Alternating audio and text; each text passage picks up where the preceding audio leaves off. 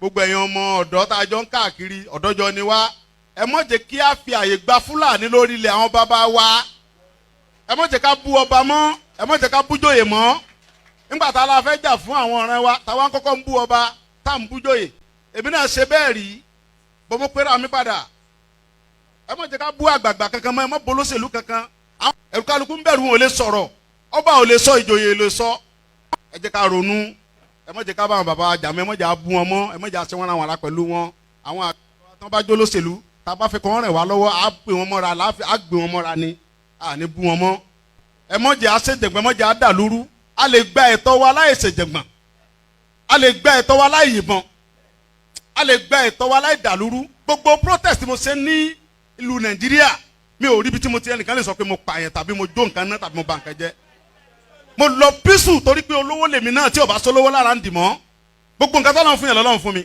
mi ṣe tálákà tó dé pé mo dìde fún jà Yorùbá big man ni mi àwọn tó jẹ́ ọ̀rẹ́ mi tó súnmọ́ mi tó ní owó ní kí ni mo wá lọ bẹ̀ pé sọ́wọ́ lè mi mò ń fẹ́ ni kí n sọ yìí tí mo fẹ́ mo ní ìsọ̀rọ̀ owó àní ọ̀rọ̀ ìran mi ni mò ń sọ kí n wọ gbowó kí n gbéra kí n pé mò ń lọ ọ̀dọ̀ ọba àgbowó mò ń lọ ọ̀dọ̀ oníbodè òfin gbowó kí n kójó wọlé kọ́kàn mi balẹ̀ kí n dá wa mọ́tò kí n mọ́ rìn bọ̀ kí Fúlàní mọ́ dá mi dúró títì kí n délé kí bàbá sọ pé kí n gbé tírélà sùn kí n mọ́ gbé lọ àwọn bàbá wo lè lóko mọ́ wọn ò lè lóńdò ẹ jẹ́ ká fọwọ́sowọ́pọ̀ ká ti àwọn bàbá wa lẹ́yìn ká dá security ti wa lẹ̀ ká sọ fún wọn kí wọ́n bá wa fọwọ́ tì í ká lé wọn kó nu oko wa ẹ ṣé mo dúpẹ́ Jésù Olúwa wa. Koikimedia, we're bringing the world closer to your doorstep.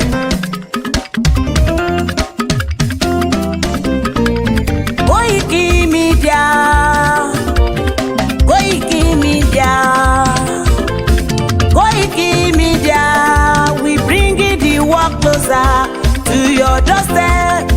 Koikimedia, Koikimedia, Koikimedia, we bringing the world closer to your doorstep.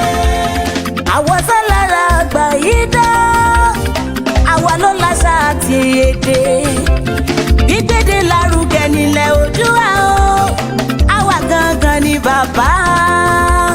Koikimedia, Koikimedia, Koikimedia, we bringing the world closer to your doorstep. They never sabi wetin we carry for her. But they move closer before them to sabi. I said they never know wetin we carry for body. But they move closer before them to sabi. Ọ̀kín lọ lọ́jà ẹyẹ, kìnìún ló ló lajú. Ẹyẹ tó dorí kodò bí àdán ọ̀pẹ̀jẹ̀ lẹ́nu. Ká ṣiṣẹ́ fún ilẹ̀ bàbá wa, ká ṣiṣẹ́ fún ìlú bàbá wa, ká jùmọ̀ sowọ́pọ̀ ká lè gbó Odùduwà. Odùduwà kò bá lè gbé wá. Ọmọ Odùduwà ṣe gírí, ẹ dìde fún ẹ̀tọ́ adúláwọ̀, ká lè jọ jùmọ̀ gbé délẹ̀ ìlérí, ká wálé gba ògo ilẹ̀ wa, ká ṣiṣẹ́ ká lè jọ gbàdé, ká lè gbàdé adé adúláwọ̀, àwa ni mọ̀lẹ̀ tí yóò tàn káàkiri. Pé ọmọ Odùduwà ni wá. Koikimedia, àwa là ń gbé tó lárugẹ. Ètò tó pọ̀jù owó tiwa mọ́ ni. Kásá ẹgbẹ́ polówó ọjà wa kájé bùgbà yín jẹ. Ètò tó pọ̀jù owó tiwa mọ́ ni. À ń gbé tó lárugẹ, à ń gbàsà lárugẹ. Ètò tó pọ̀jù owó tiwa mọ́ ni. News and sports ẹ máa rí gbọ́. Ètò tó pọ̀jù owó tiwa mọ́ ni. Ọmọ Ìjẹ̀bú alárẹ̀ mi ló ní kí n máa ké tantan. Koikimedia ọ̀rọ̀ lágbájúmọ̀ mi o, máa bá ṣẹ̀rẹ̀ lọ o. Ọmọ Yorùbá nìyẹn, ọmọ Yorùbá tata o. À ń gbádùn rẹ, ọmọ Ìjẹ̀bú alárẹ̀ mi, ṣẹ́yìn ló máa fi dìbò tẹ̀ mọ́lẹ̀ o.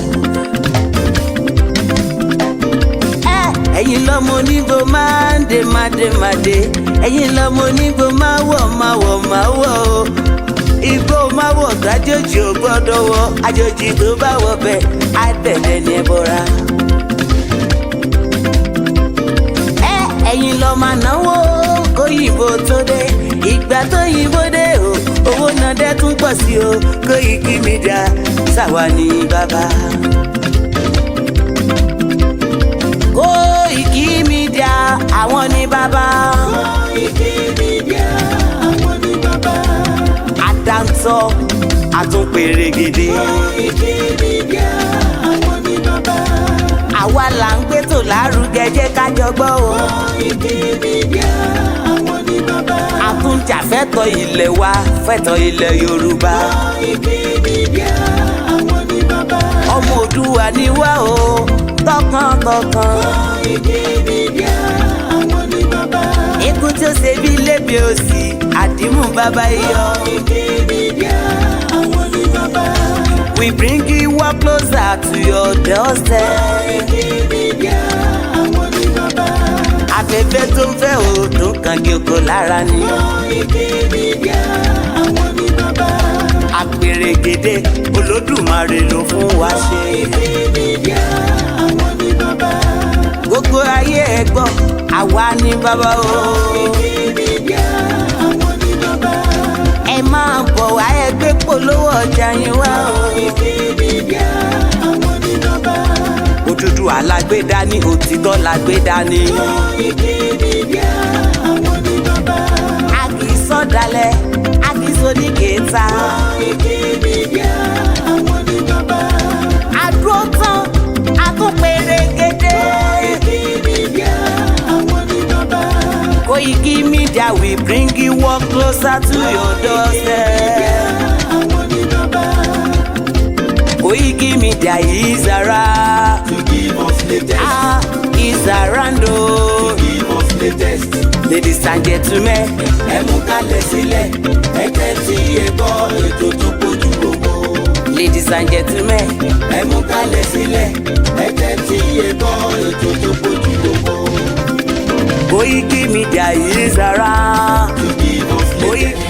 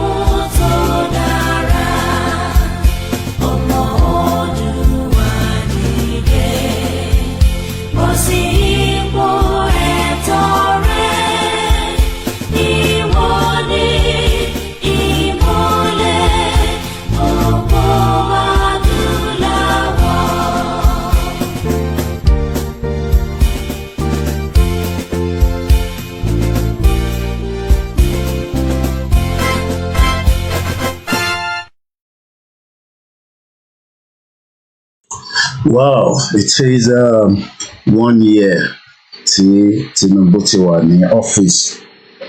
Exactly 29th of May 2024. A year ago, President Tinubu took the affairs from the evil monster Buhari to drive the failed Nigeria. We had a lot of version of Buhari, but I always say dead or alive, it doesn't make any difference.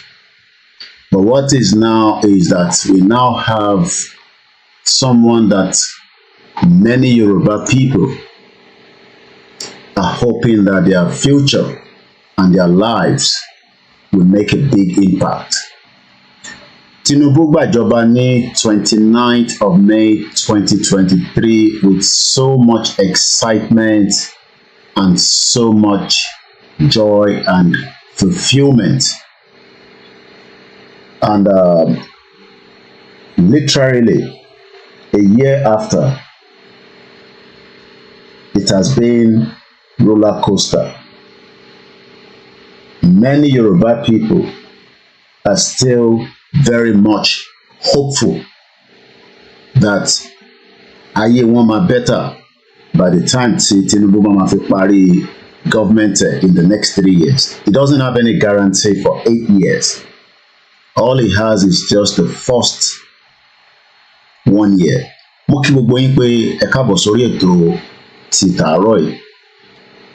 Mo rí èèyàn kan tán ní àwọn ṣì ń wo tí a ṣe ní àárọ̀ àná. That is why it is called a 24 hours broadcast that can come up at any time. All you need to do is just follow the platform on all the platforms. Moki Peter Pan, a subscriber, and many of you that have joined us at these early hours of the morning. I think Moki Babawa, the leader and the very powerful leader that follows the vision of the late Jeremiah Awolowo.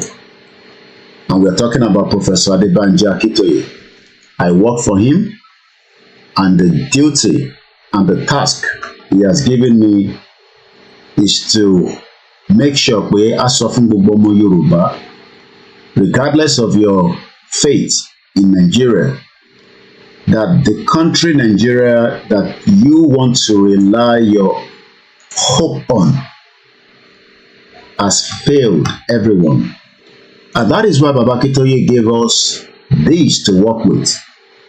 It is a very powerful document, or should we say like a manifesto, that is important to tell you, Gbogbo Yoruba, both home and in the diaspora, that the Yoruba people, the Oromo Alade, we are far better off to have our own independent country away from the contraction and the shithole that the British forced on every one of the indigenous people, because we are not tribes. Amorawari, Amoibori, Amausari, Eledumare dá gbogbo èèyàn differently until the British, after a very slave trade on the continent called Africa, decided to also force a fraudulent amalgamation on all the indigenous people.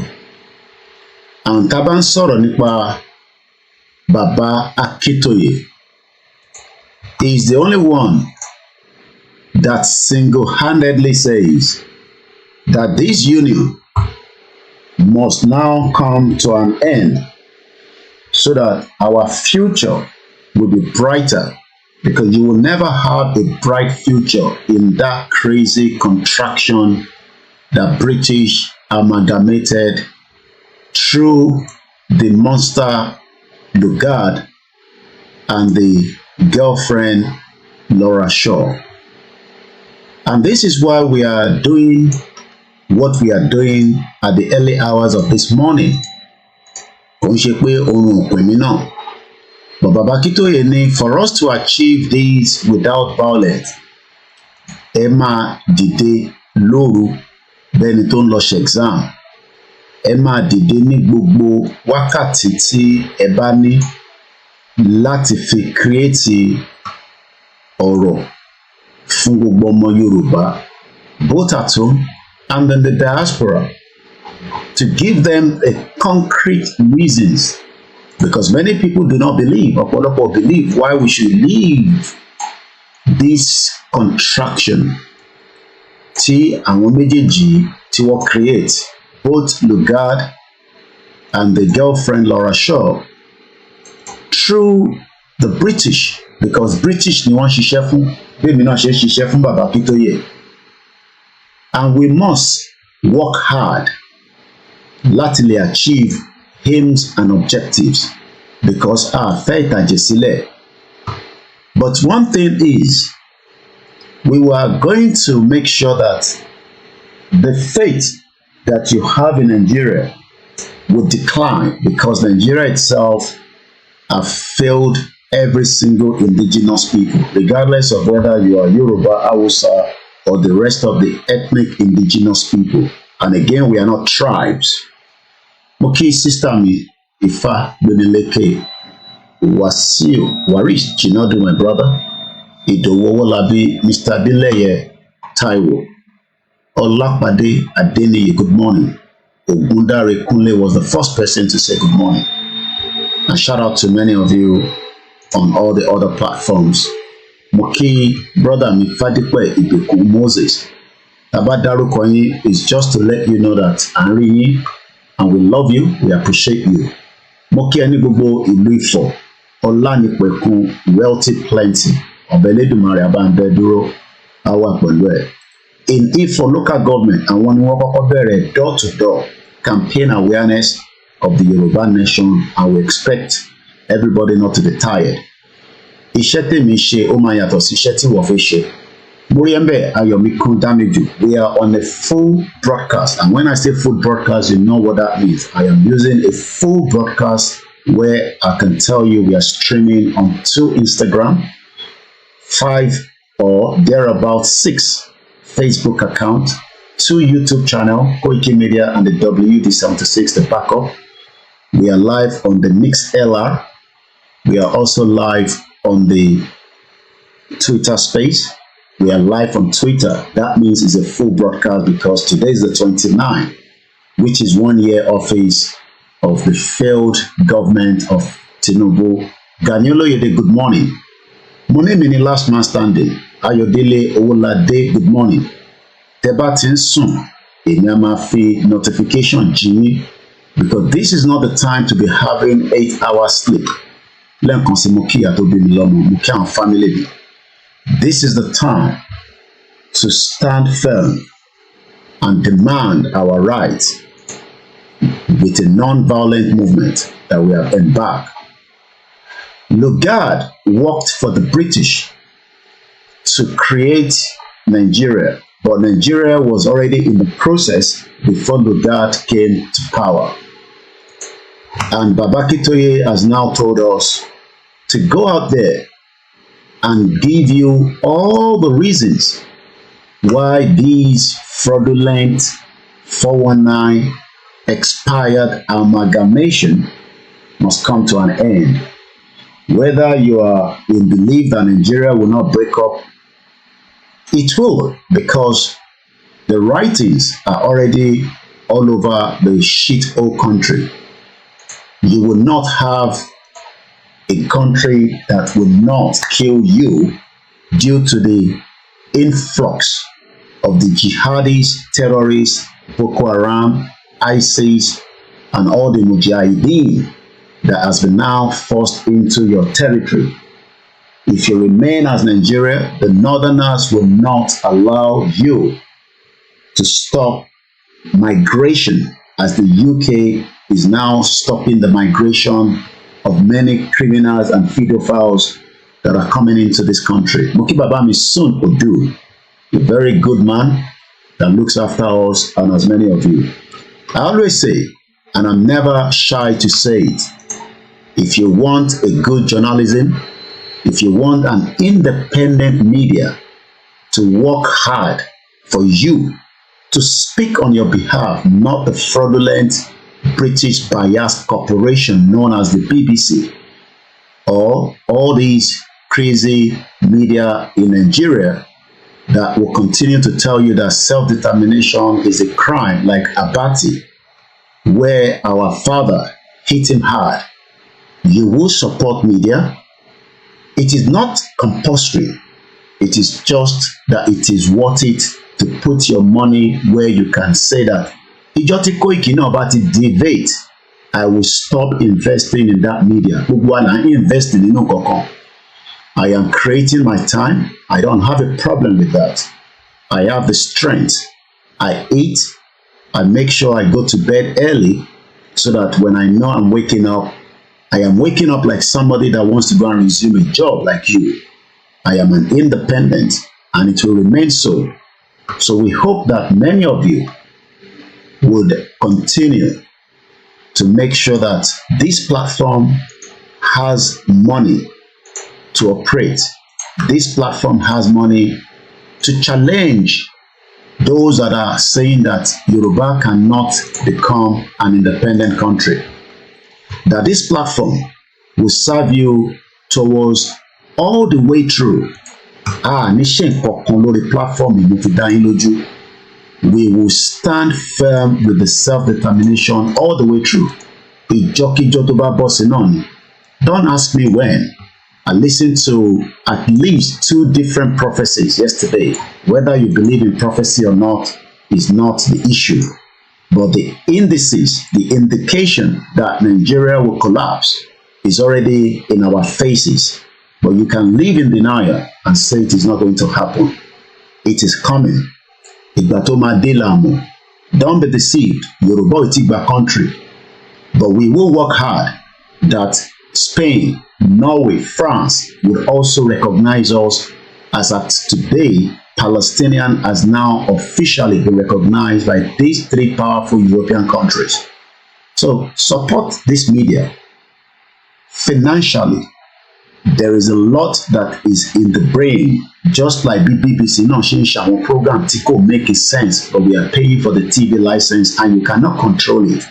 But you can still control this one by saying, Koiki, yes, part of the money will be used to fund this media. I am not one of your bloggers. I am not a big blog.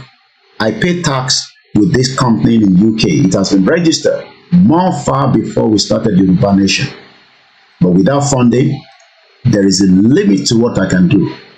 But if I have the fund, be rest assured that Koikimedia through their radio network in Kano, in Hausa, the technology is there, but without the funding, we cannot do it. And I say again, don't hesitate to continue to support us. Gbogbo ẹ̀yin tẹ́ wá ń support Ọba Elédùmarè kò ní jẹ́ kó tán, kò ní gbẹ níbẹ̀, because you are not just supporting this platform, you are also supporting millions of our people that have been kept in abject poverty deliberately by these APC crazy government. It is not just Tinubu that created the problem. The problem started from the fraudulent amalgamation that the British forced on us. And we will reverse it in Jesus' name. We will reverse it. Lágbára tí àwọn oníṣẹ̀ṣe ilẹ̀ Yorùbá, àwọn Orúmọlẹ́wà. We will reverse it, inshallah, because we are not part of this crazy amalgamation deliberation. We are now a generation that is asking the British Parliament, the British government, the king and the royal family to review this amalgamation so that peace will go back into all our territories, so that we can have a better future against the one that we are presently encountering. So we will continue again on the topic that we've started on Monday, and this topic goes all the way to Sunday. Every week I have many of these documents to treat. It is going to last as much as it can. Like I said, this platform remains focused without any deviation. It is the good news path to prosperity in our ORILEEDE Yoruba. With this topic, we will take all different analysis. We will take your calls. We will review it on different stand. Last week, we started with we are a nation with a proud root and a proud history. Today, we are treating in independent Nigeria, we have suffered serious decline and agony. We have 35 of these different content. Tí Bàbá Akíntóyè tí ó ṣe wàhálà tó jókòó tó draft tó ní ká máa fi ṣe oríṣiríṣi analysis fún yín. I have been told as much as possible not to curse you because many of you are probably just naive or probably scared. That is the reason why you come on this platform and try to attack it. But I will come for you if you come for me, because I am not the one that created this crazy, romantic country called Nigeria. The British created it through this fraudulent amalgamation. My job is to remind you that whatever your take is, even Tinubu himself, with evidence, kò dẹ̀ lè jáde kó wá fi ògùn búra pé òun ever sọ pé I don't believe in one Nigeria. But today, he's taking the affairs of a country that has failed. It doesn't matter how many of these young man, old man in their bow tie telling you that Nigeria can be restructured. We don't want a restructured Nigeria. There is no super chat on the Koikimedia Baba Misunudu. I've always said it that Lai Mohammed wanted the YouTube to take down Koikimedia completely. But Awala Jakara Lai Mohammed, because Lai Mohammed is gone, he thought he could damage this platform. But we fight it behind the scene.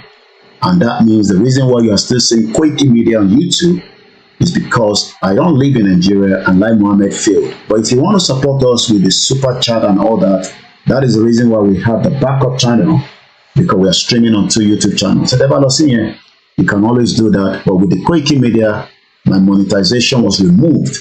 But that is not the issue. I can tell you that my numbers keep growing. The viewership is not reducing. And we are doing very well on all our platforms. The statistics shows it itself. And I'll be telling you that statistics before the end of the month, which I receive on a monthly basis. APC, this is a platform that looks into your comments. We'll talk about it. So keep the comment coming flowing. And like I always say, we also open the phone line at some point so that you can also engage with us. I will be reviewing again Ibitatimbo, Ibitanlo. Let's start with the APC Egbekegbe, that many Yoruba people were so super excited, Hardships Shita, that Tinubu is going to give them joy and peace. It is coming brighter from London at 5 a.m. Iletimo Bigati Atiwani 7 a.m. We are running the same time with Nigeria, or we can say running the same time with Yoruba land. Yoruba is not yet a country, but we are pushing to make sure that the country will pull out of this messed up that UK forced on us.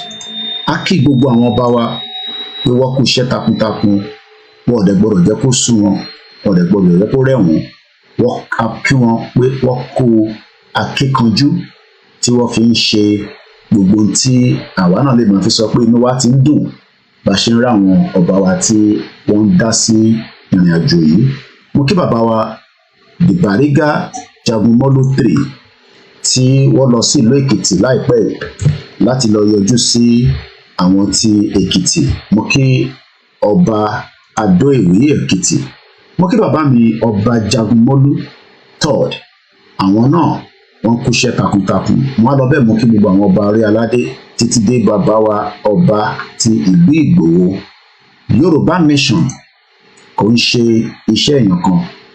It is a multitask. Everybody has a role. Àwọn kan máa ṣe little. Àwọn kan máa ṣe big. But wọ́n ní àgbájọwọ́ òun la fi ń ṣe kíni, la fi ń jẹ́ kó dòdìndì. Ẹ má jẹ́ kó rẹ̀yìn. Ẹ má jẹ́ kó rẹ̀wẹ̀sì sí yín lọ́kàn. Ẹ má jẹ́ káwọn olóṣèlú olè tí wọ́n ń ṣiṣẹ́ against wa kó sọ fún yín pé gbogbo ariwo tó ń pa ariwo ọjà ni. Tásìkò bá tó fùrọ̀ máa là. Gbogbo ọmọ Yorùbá máa jí nígbà tá a bá bẹ̀rẹ̀ sí í ṣe ọ̀pọ̀lọpọ̀ àlàyé. Ẹ má wá gbàgbé pé nínú oṣù tí ó fẹ́ tán yìí, gbogbo wa ti dá májẹ̀mú, àdá májẹ̀mú kú. Májẹ̀mú kí la dá ni pé ní oṣooṣù ọ̀rànmíyàn 10 tó ní ká máa dá láti fi sọ̀pọ́tì ìrìn àjò yìí. Wọn ò ní kẹ́ dá fún mídíà kankan, wọn ò ní kẹ́ dá fún individual. Kò kí ń ṣe àkáǹtì èèyàn lẹ́ máa dá sí. Is going to be paid into the YSDN fẹ̀yìntì ẹ wà ní ìlú òyìnbó. All you have to do is to go to the let's start with this. I'll mute my mic. The welfare of millions of people for generations to come may be affected by the wisdom which we here display. with Nigerian leaders and our British partners are to prove themselves worthy of their trust. Now is the time for us solemnly and truly to dedicate ourselves to seeking the greatest good of the greatest number of our people in Nigeria.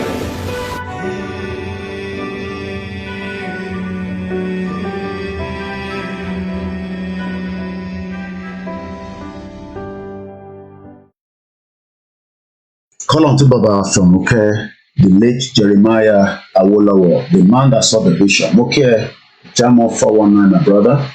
And I say shout out to all our listeners. And fear me balo on the Instagram and say good morning. To donate to the Onomio 10 is a straightforward for those of you in the diaspora because your card details can be used. But those in Nigeria are complaining that they can't use their card details because Nigeria doesn't have enough to support it.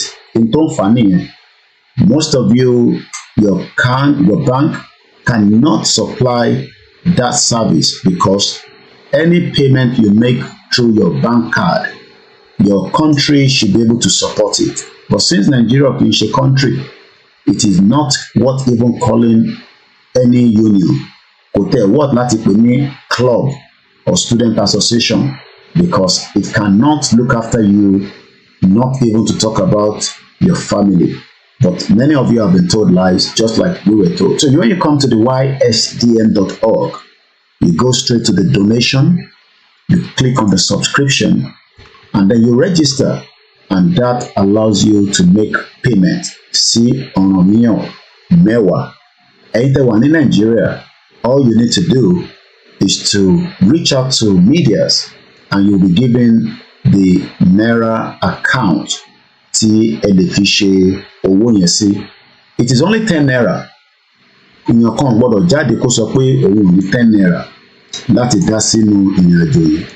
Èmi náà bí ṣe sọ, I will try and do mine today. I keep saying I will do it, but màá fulfill mission here to sort it out today because àníyàn ni gbogbo ẹ̀ kọ́lọ́mbà nìyẹn wà. Bẹ́ẹ̀ ni ìyàwó Ìfágbémilékè ni the late Pa Awolowo, a very legend that is different from the rest. Yàtọ̀ sí bàbá Kítóyè àtàwọn bàbá kọ̀ọ̀kan tó dúró ti ìran Yorùbá pé our dreams and the vision will happen. Some of you demand sọ pé Yoruba nation is not going to happen. Well, you will probably be the dead one. Ó máa ṣẹlẹ̀ níṣojú ayé tèmi. I am only going to be 40-something by Friday, the end of this month, which is going to be a very good day. It will be a day of excitement like anybody's birthday. Owó àti àdúrà la fẹ́. Ẹ má fi ẹjọ́ wá fi rò fún mi níjọ́ Friday.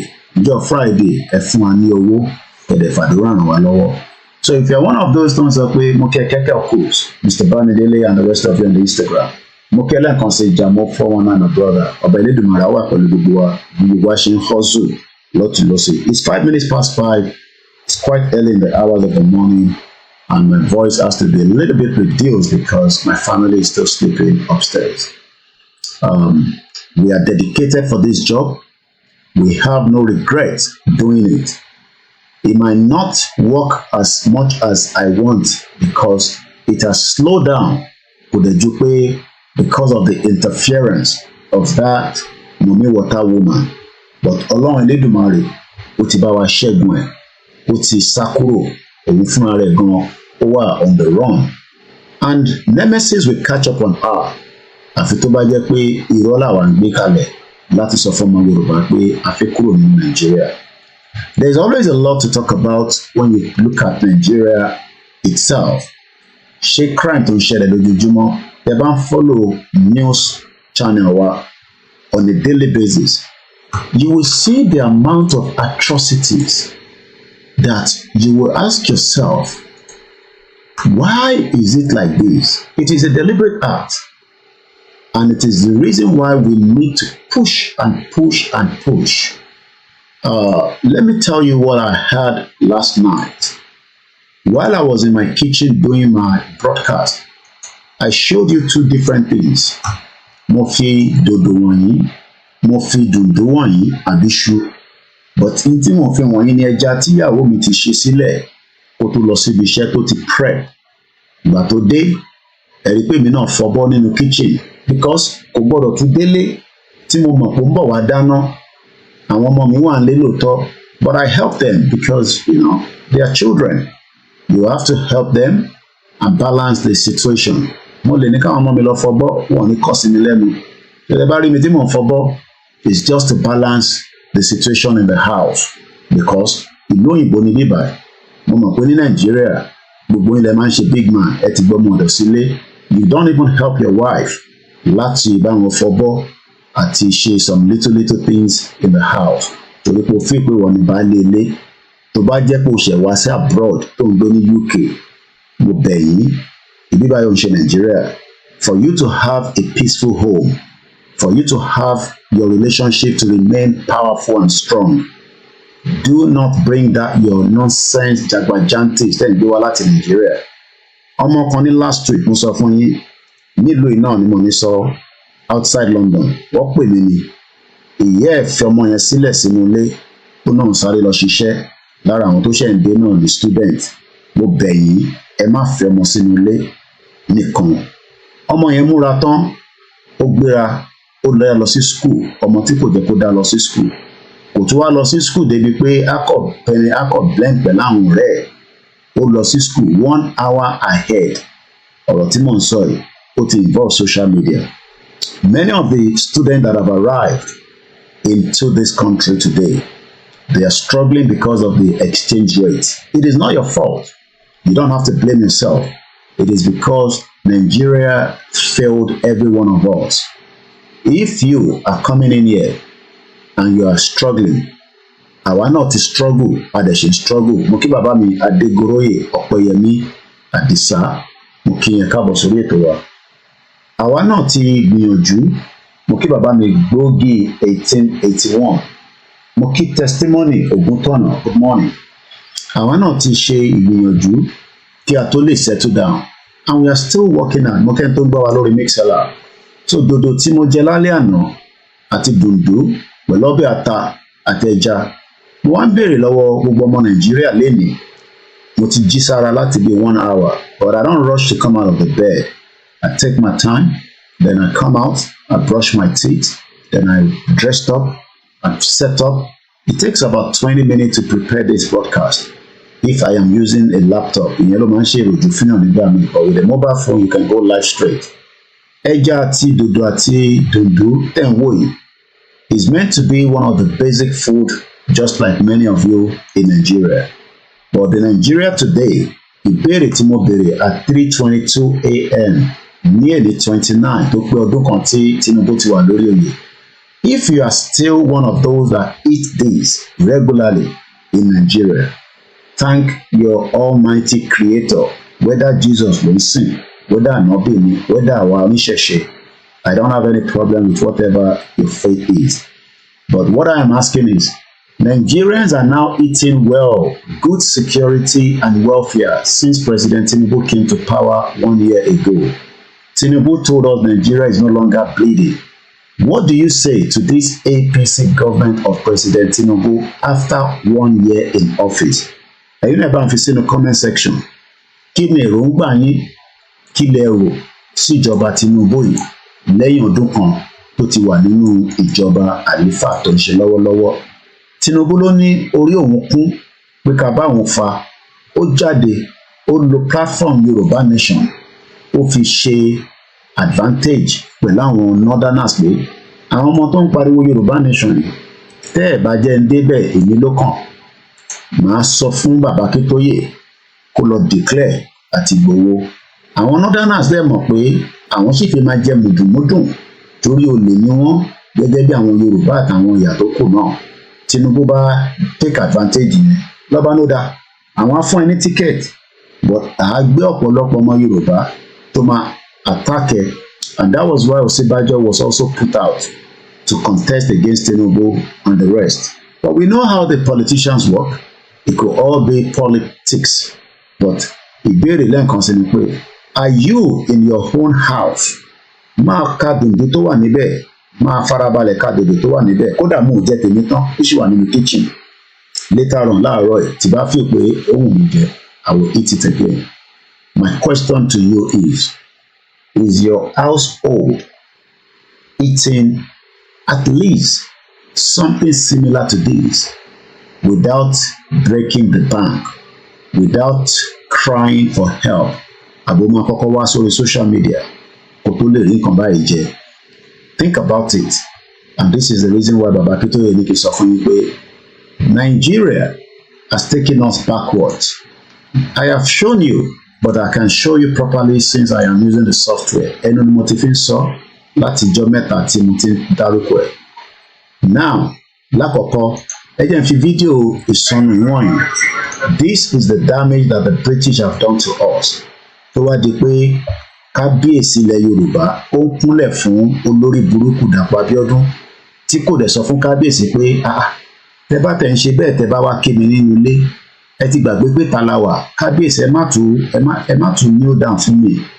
This is the damage that the British have done in our life. Ẹ jẹ́ ká tún wo fídíò yẹn lẹ́ẹ̀kan sí. Ṣe rí kábíyèsí tó kúnlẹ̀ sẹ́gbẹ̀ẹ́ Dàpọ̀ Abíọ́dún nígbà tí wọ́n jọ wà ní secondary school. Tó bá tẹ̀ ju kábíyèsí lọ, kí la ṣe ń pe kábíyèsí? Ìjọ tíyàn bá ti di ọba, ó ti di gbogbo tí gbogbo èèyàn máa bọ̀wọ̀ fún. But àwọn gọ́vnà olè olórí burúkú tó ń dé fìdáwó lọ́wọ́ káàkiri. These are the damages of this contraction táwọn British create by making sure that all our kábíyèsí does not have what it takes to be respected.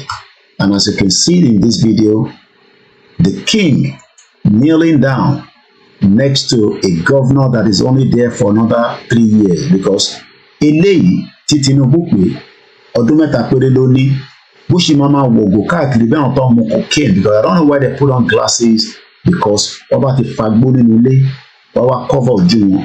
These are all criminals because a rántí pé ìkànnì àwọn olè tó ń bá ṣiṣẹ́ wọ́n ti arrest boy náà, ó máa ń ṣe tax fraud àbí benefit fraud l'America. I don't know his name, but ó wà l'America tó ti mú nísìnyí. It was one of the essay to the governor.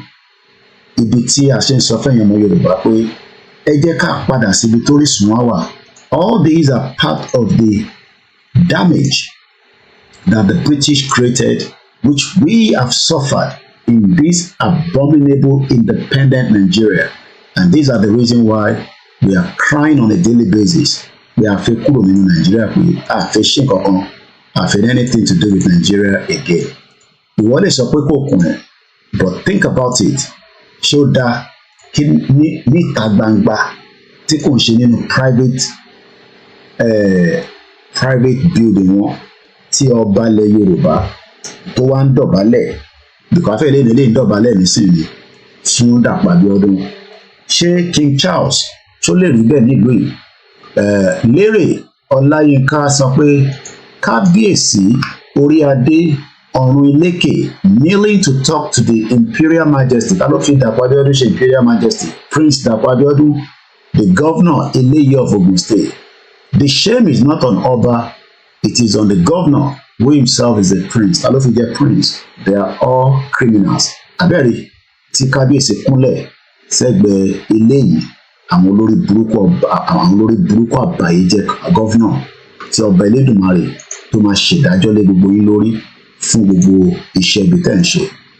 70% of àwọn ọmọ àlè ọba kò bá yí gbé Yorùbá yẹn pọ̀ jù díẹ̀ fún mi, ẹ má bínú, ẹ̀rọ pé Yorùbá tèmi ìgẹ́ta sí bẹ́ẹ̀ ni, but mo ṣáà ti gẹ́tì mẹ́sẹ̀gì ní àwọn ọ̀rẹ́ ti gẹ́tẹ̀.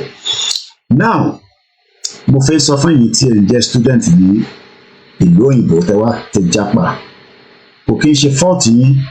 Lákọ̀ọ́kọ́ ẹ jẹ́ ń sọ fún yín, ẹ̀yin tẹ́ máa argue pé Nàìjíríà máa da, èmi ò sọ pé Nàìjíríà ò ní da o, torí tí bá sọ yẹn nísìnyí èmi lè máa forí ẹ̀ fàgbọ̀n. But look at this data tí mo pick from the internet yesterday. If you follow me on Twitter, tá à ń pè ní X, you will not miss out a lot. Look at this data. I know pé kò show dáadáa because of this. Àwọn nǹkan tó ń show lókè. Let me see if I can. Okay. Torí bó ṣe rí kò fún mi ní. Alright, let's do something. I think I can bring it into ẹ jẹ́ ká ṣe báyìí. Máa lò because mo like data yẹn. Poverty in the 419 country ni màá fi save it. So let me save it on my laptop. Túbọ̀ support wa. We need a lot of your help. Àwọn ọmọ tó ń bá mi ṣiṣẹ́ nígbà tó yẹ pé àríṣẹ́ fún wọn 25 of them, but a lè máa ní kọ́ lọ́ máa ṣe lè tá a bá ní owó tá a máa fi run it. So I will bring it into the screen properly. But while you are still looking at it there, I'm just going to call it poverty level 419 country. Many of you don't blame yourself for the problem in Nigeria. It is the foundation the British create. British mọ̀ pé ẹ̀yà wa ẹ̀yà tó ní future fún wọn ni, but wọ́n lọ kó wa pẹ̀lú àwọn ẹ̀yà tó kù. A kì í ṣe Igbo ní agenda, Hausa l'agenda, Yoruba l'agenda. That is the reason why we are all different.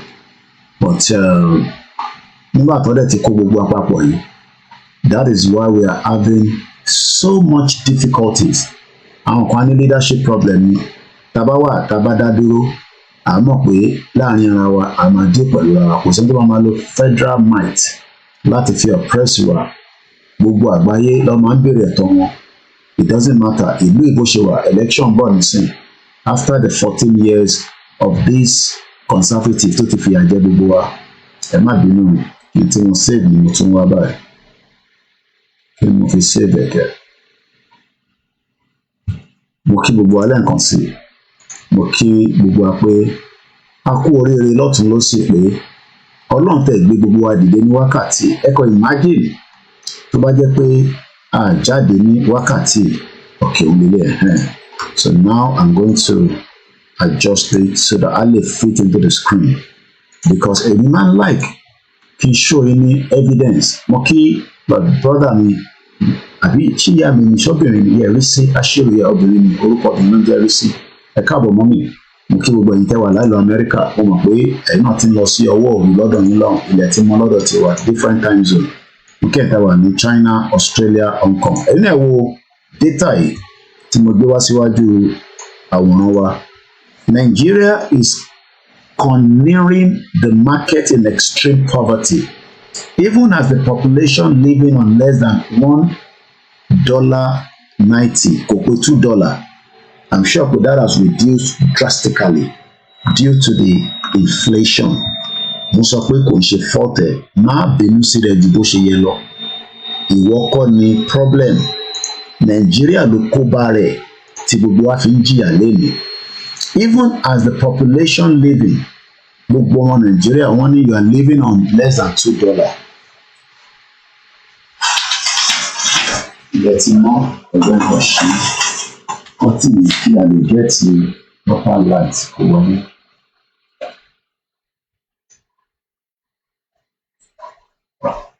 And this reflection ẹ̀dá nísìn. Mo kí gbogbo yín lẹ́ẹ̀kan sí i tẹ́ ń wọlé ní méjì mẹ́ta. Tẹ́ bá mi pín, ìyẹn ló máa pè mí. Ẹ bá mi pín. Ẹ ṣé gan-an mo kí gbogbo wa. Orúkọ tèmi náà ń pè ní Ọláyọmí Kóìkì. Bloomberg ló gbé rìpọ́ọ̀tì jáde. Ẹ̀yin náà wo data yẹn. Even as the population of Nigeria are living on $1.90 kò pé $2. Tàbádẹ̀ lọ wo kí ni exchange rate láàárọ̀ yìí. Ká tẹ̀ mú lọ sí ẹ̀jẹ̀ ìlànà calculator mi jáde.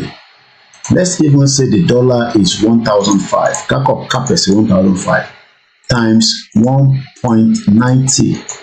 So that means pé according to the data, tó o bá ti lè máa jẹun 2,850 naira ní on a daily basis, you are also capped into an abject poverty. Mo kí Abiodun Gafar káàbọ̀ sórí ètò brother mi. Mo kí gbogbo ẹ̀yin èèyàn wa. Ẹ pín ètò yẹn, ẹ jẹ́ kó wọ gbogbo ibi tó yẹ kó lọ ní inú space, because tó bá ń dúró pé BBC Yorùbá ló máa ṣe irú iṣẹ́ tí mò ń ṣe yìí, wàá dúró pẹ́pẹ́ o. Tó bá ń dúró pé Channels Television, Arise, NTA àtàwọn bẹ́ẹ̀ bẹ́ẹ̀ lọ, they are not gonna do it. Kàkà bẹ́ẹ̀, they are working against what we are doing. Àwa la lè jọ ṣe, èmi, ìwọ àtàwọn mọ̀lẹ́bí ẹ̀. Don't expect too much. Mo kí brother mi àwọn security ìlú nìyẹn security ìlú yìí ó ní training tó máa fún wọn kò dàbí ti zoo country tí máa fi wọ̀nyí nísìn mo kí brother mi Peter Ọládélé ẹ káàbọ̀ sórí ètò now gbogbo àti rí data yàbí now let's come back out and come here ṣètúrẹ́ lè tí mo máa ń kà fún yín láti ìjọ mẹ́ta petrol ó lọ láti 238.11 ó ti lọ sí 701 food inflation ẹ rántí pé mo tẹ̀ sí yín lójú lẹ́ǹkan ń bọ̀ ẹ̀yẹ lọ gbé jáde fún mi máa gbé oúnjẹ yẹn sẹ́gbẹ̀ẹ́ because mo fẹ́ kẹ́ rí oúnjẹ tí mo jẹ lálẹ́ àná tíwọ náà bá ti ń jẹrú ẹ̀ ìwọ àti Tinubu wà níjọba o ní láti wà stressed ara ẹ sọ fún mi pé Koiki shut up èmi náà ń gbádùn ayé mi ní bíbá but tí gbogbo ọmọ Yorùbá ló ń gbádùn ayé ẹ̀ so now tí mo fi sọ̀rọ̀ nípa food inflation ẹ jẹ́ n fi oúnjẹ tí mo jẹ yẹn that's the beauty of the software you can do multiple tasks ó yàtọ̀ sí mobile phone so mo máa fi oúnjẹ yẹn máa gbé sẹ́gbẹ̀ẹ́ ẹ̀gbẹ́ data yìí so that kí lè máa fi lá yín lójú torí pé à ń sọ fún yín pé o ò lè gbádùn ayé torí Nàìjíríà ìlú òfò ni Bámidélé àlè káàárọ̀ mú kí ẹ̀yin bẹ́ẹ̀ máa kí àsùbà ẹ rántí pé tẹ́ bá ti ń parí àsùbà ẹ máa jókòó 3 minutes ẹ sọ fọ́lọ́run nínú àdúrà yín pé kó tú wa sílẹ̀ nínú ìdì tí wọ́n kó wa sí because Nigeria is locked in the spiritual realm ṣe ti rí nísìn pé ó level dáadáa ṣe láìkẹ́ ẹ̀gbẹ́ ṣe ń rí bẹ́ẹ̀ yẹn bí ṣe máa ṣe fún yín nìyẹn tí wọn náà bá ń gbádùn báyìí nípa food inflation níbi tílẹ̀ mọ́dé láàárọ̀ yìí tí wọ́n ń fìyà jẹ mẹ̀kúnnù tí wọn ò ní làákàyè pé many Yorùbá people ìdí tí bàbá Akíntóyè ẹ̀jẹ̀ tó gbé à ń lo multiple task láàárọ̀ yìí so tí bá wá báyìí again tí bá gbélé wá báyìí ìdí tí bàbá Akíntóyè máa yọ ilé kúrò tọ́ṣe ní Koiki bá ń lọ sọ fún àwọn ọmọ Yorùbá pé nínú Nàìjíríà we Yorùbá àwa ìran ọmọ aládé we have suffered abominably in the independent Nigeria àti sọ meaning abominably yẹn lánàá àtúnlẹ̀ lólè ní kò mátà and have decided to exit Nigeria kí la ṣe fẹ́ exit so that we can have a future because right now arákùnrin kan ń bọ̀ ẹ̀jẹ̀ ṣì kíkó ẹ̀jẹ̀ sáré lọ sórí Instagram ni arákùnrin kan náà lọ́lé Linda Ìkejì ló post ẹ̀ sórí blog ẹ̀ ó ní ẹ̀yin tẹ́ wà ní diaspora ẹ bá wa máa tọ́jú àwọn èèyàn yín nílé because àwọn èèyàn suffer èmi kọ́ ni mo sọ màá fi post yẹn wọ̀nyí that is if I can still see because sometimes òlélẹ̀ ẹ jẹ́ ká jọ lọ wo post yẹn ẹ jẹ́ ká yọ ilé tí à ń lò lọ́wọ́lọ́wọ́ yìí ẹ̀yin tẹ́ wà ń lé tí ọ̀rọ̀ tá à ń sọ yìí tó bá ń dàbí ẹ̀fẹ̀ kò ń ṣẹ̀fẹ̀ n tó ń mú àwa nígbà àyà tó ń dùn wá lọ́kàn pé kò jẹ́ kí a máa jẹ wá bí a ṣe ń jẹ wá yìí now n tí mo fẹ́ fi wọ̀n wá yìí mo ń bọ̀ wọn adjust ẹ mọ̀ pé mo fẹ́ adjust ẹ̀ kí tó post ẹ̀ wá sínú you can always prepare it before you send it that's the beauty of this job so now ẹ̀wọ̀n tárákùnrin yìí kọ síbẹ̀ ó ní I just got back from Nigeria yesterday my people ẹ̀yin èèyàn mi things are extremely bad níbi tó bá ti ń lo extreme meaning of extreme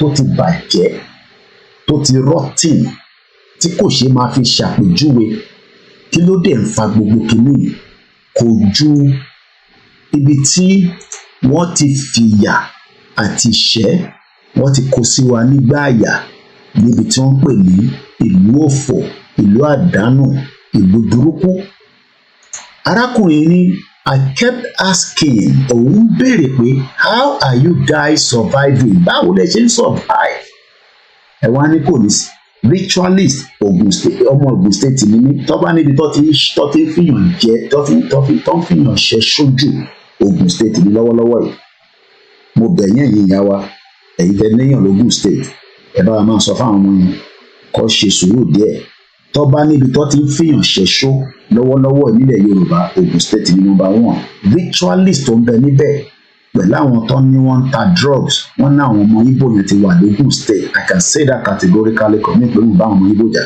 wọ́n náà ti flood gbogbo Ògùn state pẹ̀lú drugs we are in danger tá a bá tètè we are all going to be consumed a máa wà consumed mo sọ fún yín mo bẹ̀ Ọlọ́run kó jọ kó yọ wá kúrò nínú wàhálà tá a wà nínú ẹ̀ ó wá ní abeg do your best to support family and friends back home if you can mo wá béèrè pé ṣáà wà gan nísìn ṣáà ti wà láti get ṣé ẹni tó wá kàwé nísìn tó ṣì ń wá wo school ṣáà lè support the family yes àwa náà ta ti wà ní bíbá tó tọ́jọ́ mẹ́ta àwa náà ní àwa náà ti ní family ní bíbá ní responsibility lóòótọ́ ìlú yìí ní standard but tó bá fẹ́ make sure pé live to the standard tó máa jẹ́ dòdò àti iṣu tí lè rí you will also have to work hard. lẹ́ẹ̀kan sí arákùnrin ni I just got back from Nigeria yesterday bóun ṣe dé padà lánàá ni ó ní things are extremely bad kí ló dé fa gbogbo ìdààmú àti wàhálà yìí kò ju èyí tí wọ́n pè ní olórí burúkú 1914 amalgamation of four tọlọkọ wá sínú ẹ̀ èyí ló fa gbogbo wàhálà ìdààmú tí ọmọ Yorùbá wà nínú ẹ̀ lẹ́nu because tí kò bá sí 1914 amalgamation tó bá jẹ́ pé wọ́n fi wá sílẹ̀ gẹ́gẹ́ bí wọ́n ṣe bá wa tí wọ́n jí wa gbé tó ṣe gbogbo jàǹbá fún wa a ní fèsì gbogbo wàhálà àti ìdààmú tá wà. Tinubu sọ pé èmi ló kàn àbájiyàn ó ti kàn Ọlọ́run ti fún ṣe gbogbo àdúrà tó ṣe fún gbogbo ètùtù tó ṣe fún torí kò lè náwó ṣe tutù bí chọ́ọ̀chì ṣe gbàdúrà fún ni mọ́ṣáláṣí náà gbọ́wọ́ lọ́wọ́ ẹ̀ bọ́ọ̀ gbọ́wọ́ lọ́wọ́ àwọn kan máa bá ṣe àmọ́ èèyàn mélòó náà ọmọ Yorùbá ló ti ṣaláìsí lára àwọn 7,000 lẹ́yìn ìgbà tí Tinubu dórí oyè ẹ máa bá ń fi sínú comment section ó pé ọdún kan tó ti dórí oyè lénìí ẹ má sọ pé òun kọ́ ló bàjẹ́ APC ẹgbẹ́kẹ́gbẹ́ tí Tinubu lọ gbé wá ó wà lára àwọn tó bà Nàìjíríà jẹ́ torí òun lórí rẹ̀ tó fi lọ gbé Nàìjíríà wá tó gbé Buhari olórí burúkú Buhari olè Buhari 419 tó ní àwọn màálù òun ó sàn ju ẹ̀yin ọmọ Nàìjíríà lọ ó ní màálù tóun sìn ó wà far better ju ọmọ Nàìjíríà lọ ó lè sọ pé rọ́ọ̀nì mọ́ ń pa torí mo mọ̀ pé nígbà mi ta bá ń sọ̀rọ̀ báyìí ẹ̀yin máa ń fẹ́ defend wọn ni ó ń ṣe gbogbo yín o but ẹ̀ máa fẹ́ defend tí kò jẹ́ kẹ́ defend evidence ẹ̀ òun lélẹ̀.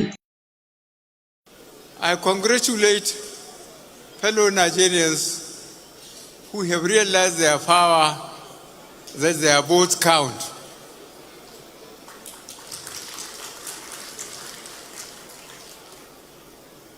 I'm looking forward to tomorrow to fly to my base and go back to my cows and sheep.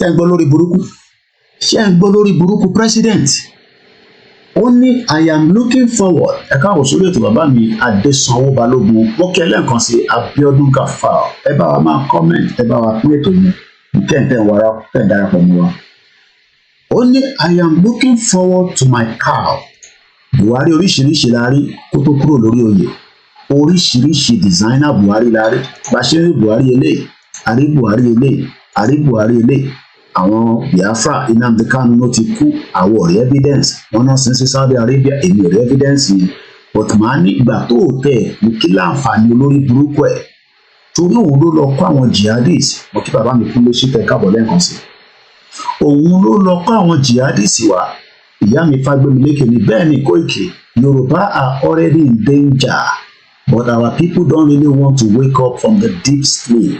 They would rather be hyping their celebrities on social media. Lánàá mídíà méjì ló ń làmẹ́ǹtì gidi pé ẹ support ká lè fi oríṣiríṣi ká kó àwọn nǹkan jáde ká lọ fi ṣe investigative journalism were expensive. Abiodun Gafar sọ pé a lot of our people in the country they are still believing in Nigeria. Well, it's entirely up to them. Let them believe in one Nigeria. But Buhari olórí burúkú sí bàbá ẹja gbọ́n tó sọ tán. Designer Buhari oríṣiríṣi láàrin kó tó lọ. Ẹja gbọ́n tó sọ tán. Ẹja mi ó ti máa ń pè mọ́lẹ̀. Mo kí wa lẹ́ẹ̀kan sí o. Ẹ káàárọ̀. Life lẹ́ ń wò lọ́wọ́lọ́wọ́. Bí ẹ bá fẹ́ lọ sùn ní tẹ́wà ní òkè ọya lọ́hùn. Ẹ ní right láti lọ sùn. Ẹ̀yin tẹ́ ṣe wà pẹ̀lú wa. Ẹ káàbọ̀ sórí ètò. Mo kí gbogbo ọmọ Yorùbá ní gbogbo ibi tẹ́ bá wà. Ẹni tó ní ọmọ Nàìjíríà lòun náà mo kí ẹ ṣáà máa tẹ́tí máa fojú wo dòdò yẹn máa fojú gbé kúrò lórí screen kó fi àwọn ẹ̀ kó fi gbé wọnú ilé ẹ̀ tí wọn náà bá ti ń gbádùn báyìí that means pé ayé tiẹ̀ ti bẹ́tà nínú Nàìjíríà but àwọn èèyàn wa tó kù wọ́n ní Koiki àwọn ọ̀rí tó gbé sórí screen àwọn ọ̀rí jẹ dòdò ata òun ẹ̀ tó ń ta tòmátò nísìn wọ́n ní àpẹẹrẹ tòmátò 150,000 atarodo gbogbo ẹ̀ tí wọ́n ẹja ń bẹ l'Ondo state àárín kankan fi ṣe àtún import ẹ̀ wọlé ni ẹja gbọ́n tí ṣé bàbá sọ olórí burúkú Ọládipúpọ̀ S Babátúndé mo kí wọ́n ní Koiki our people are gullible wọ́n like òtítọ́ gbogbo tó ń sọ yìí òtítọ́ ni bọ̀ àwọn èèyàn wọ́n like òtítọ́ ẹ jẹ́ kébì máa sọ ìjọ kan ẹ̀mí ni máa kó sí wọn nínú á jẹ́ kí wọ́n gbọ́n tí mò ń sọ ẹja mi ò tí máa kiri mọ́lẹ̀ lẹ́ẹ̀kan sí. And sheep to fly to my base and go back to my cows and sheep, which are much easier to control than fellow Nigerians. But I have to reduce their number because I cannot save enough to buy them feeds. Your Excellencies has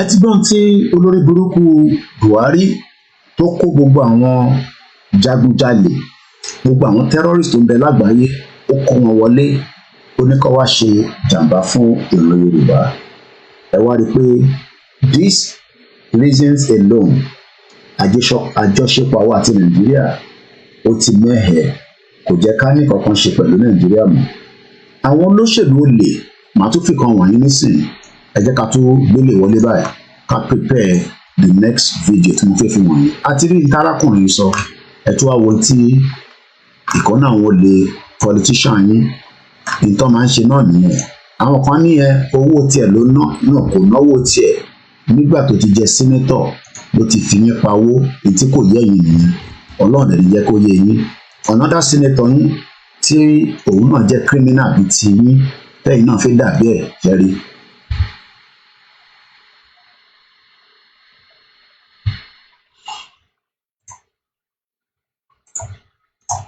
Cherry, these are what many Yoruba people know tí wọ́n ṣe fẹ́ kúrò ní Nàìjíríà àwọn náà ń gbàdúrà àwọn bíi Dayo Israel àwọn bíi influencers yìí tó máa fún ní $500 $1,000 àwọn náà fẹ́ dàbí àwọn criminal bíi Dino Malaye àwọn kan ní ó ti lówó tẹ́lẹ̀ rí náà gbogbo alámọ̀ ẹni tó lówó tẹ́lẹ̀ rí ẹni tó lówó tẹ́lẹ̀ rí inú politics tó ti ṣe kódà bó ṣọdún kan nínú senator constituency project ó léye tó ń gbé fún wọn ó dẹ̀bi iye tóun náà máa yọ nínú ẹ̀ ó léye percentage tó máa gbà kó tó pàṣẹ budget because gbogbo àwọn tẹ̀ ń rí pátá mo kí ìyá mi olókè ayàtọ̀ máa wù mí ẹ káàbọ̀ sórí ètò sàlámù aleikum mo kí yín ṣé dáadáa ni ẹ jí mo kí ìyá mi àwọn ìyá lálùbáríkà Adéọlá Òsínlóye mo kí gbogbo àwọn mùsùlùmí tó ń bẹ ní United Kingdom mo kí gbogbo yín alásàlátù mo kí gbogbo yín kristẹni mo kí gbogbo àwọn oníṣẹ̀ṣe ní gbogbo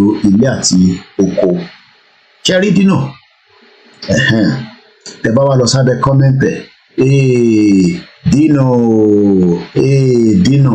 rí kan bó ṣe rí gbogbo alamọ bó ṣe rí kó tó di politician tí ẹ fi wà in this abject poverty òun lẹ ti rí yẹn ìdí tí bàbá Akíntóyè ṣe ní ṣé bá ṣe máa bá lọ lélẹ̀ ká máa live in denial this country is not working ẹ jẹ́ kí n tún padà sí graphs mo sọ fún yín pé continue láti máa sọ pé Koiki everything is fine in Nigeria ṣóòrí suspected kidnappers ẹ má máa dá wọn lóhùn there is nothing called kidnappers these are Fulani terrorists ló ń pààyàn kò ń ṣe IPOB ló ń pààyàn wọ́n mẹni tó ń pààyàn Nasarawa lélẹ̀ ṣáwọn IPOB náà ló lọ sí Nasarawa tó lọ pa máyìn ṣáwọn Biafra náà ló lọ sí Nasarawa tó lọ pa no it is done by the Fulani jihadists gbogbo wọn dẹ̀ lọ́mọ àwọn tó ń ṣe gbogbo wọn lọ́mọ ẹni tó ń ṣe jàǹbá ẹ̀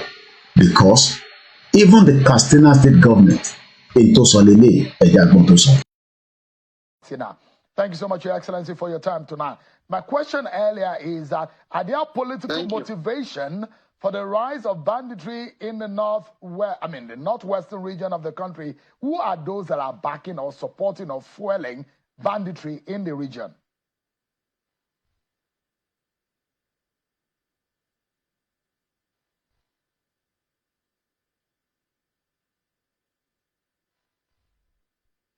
Your Excellency, can you hear me?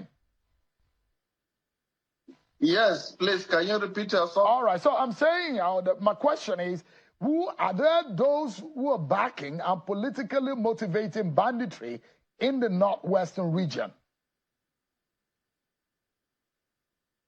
Thank you very much. There are so many insinuations as to what causes the banditry in our region, but to me, and to my understanding and from the little knowledge I have, being the governor of the state for almost a year now, I understand that the issue of the hypothesis behind political motives about banditry is not true. I think purely what causes banditry in our place, the root cause of it was injustice. There were a lot of injustices that were done on the planet, which causes this problem to spring over time. This thing has been with us for a very long time, and it has started small, and it has grown big now. And then there are some collaborators from the houses who are staying within the towns, who are serving as the providers of logistics to those bandits. But the issue of the hypothesis behind there is some foreigners involved, there are some people from the foreign land that are coming to inflict this thing on our people is purely a political statement by some people who just want to use that as a political goal to them. In the issue of security, then secondly, what also causes the recruitment under the logistics services for the bandit was as a result of poverty.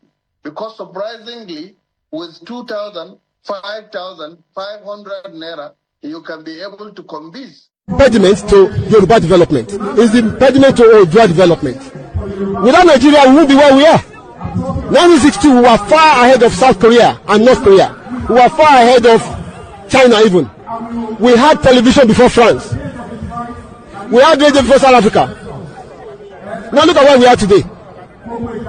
I think it's a shame that even any Yoruba man can be talking about restructuring at this point in time. What are we restructuring? This country that is already shot to pieces? I don't think that's what we want. But they are always talking about giving Nigeria a chance. The patience of Yoruba with Nigeria has come to an end. But many people say that it hasn't come to an end, even though we can all see the evidence upon evidence of the poverty. Kódà àwọn ará oko yìí, àwọn farmers yìí, wọ́n kígbe bàbá, wọ́n ní Olóyè Ìgbòho, àwọn ń bẹ̀ ni jọ̀ọ́ má jẹ́ kó pa wá tán, bá wa ṣe nǹkan kan. Ẹ wo arákùnrin tẹ́ ń rí tó pa sí Nasarawa ẹ̀ bọ́ ṣe ń pa wọ́n ní Nasarawa ló ń pa wọ́n sísàlẹ̀. Mo kí brother mi Salami Gbenga, wọ́n ní good morning, kí ẹ káàárọ̀. Ìyá mi Ifágbémilékè ni, why are they using the word banditry instead of terrorism? Àbòsí bẹ́ẹ̀ ni Tinubu fúnra rẹ̀ gan kò tí ì change lórí ẹ̀. Ẹ jàjọ wo fídíò yìí. Mr. Koiki, where is this Yoruba man now? Which Yoruba? George Akinola, behind the scene ni iṣẹ́ ń lọ lẹ́yìn. Àwọn gbogbo wọn a máa ń gbọ́ wọn wá kọ́kọ́ wá sọ̀rọ̀ lẹ́ẹ̀kọ̀ọ̀kan ni iṣẹ́ ń lọ lẹ́yìn. George Akinola is still wọ́n ṣì wà pẹ̀lú bàbá Professor Akintoye the last month. If you go into too much details, but that one pàdé kan tí ó lọ ní last month, but then gbogbo kankan la fi sọ lórí social media. Ẹ jẹ́ ká jọ gbọ́ eléyìí nígbà táwọn àgbẹ̀ wa tó kígbe síta pé olóyè Ìgbòho àjọ wàá ràn wá lọ́wọ́. Bídèmí Olúyọkú mo kí yín brọ́dà mi ẹ káàbọ̀ sórí ètò sàn.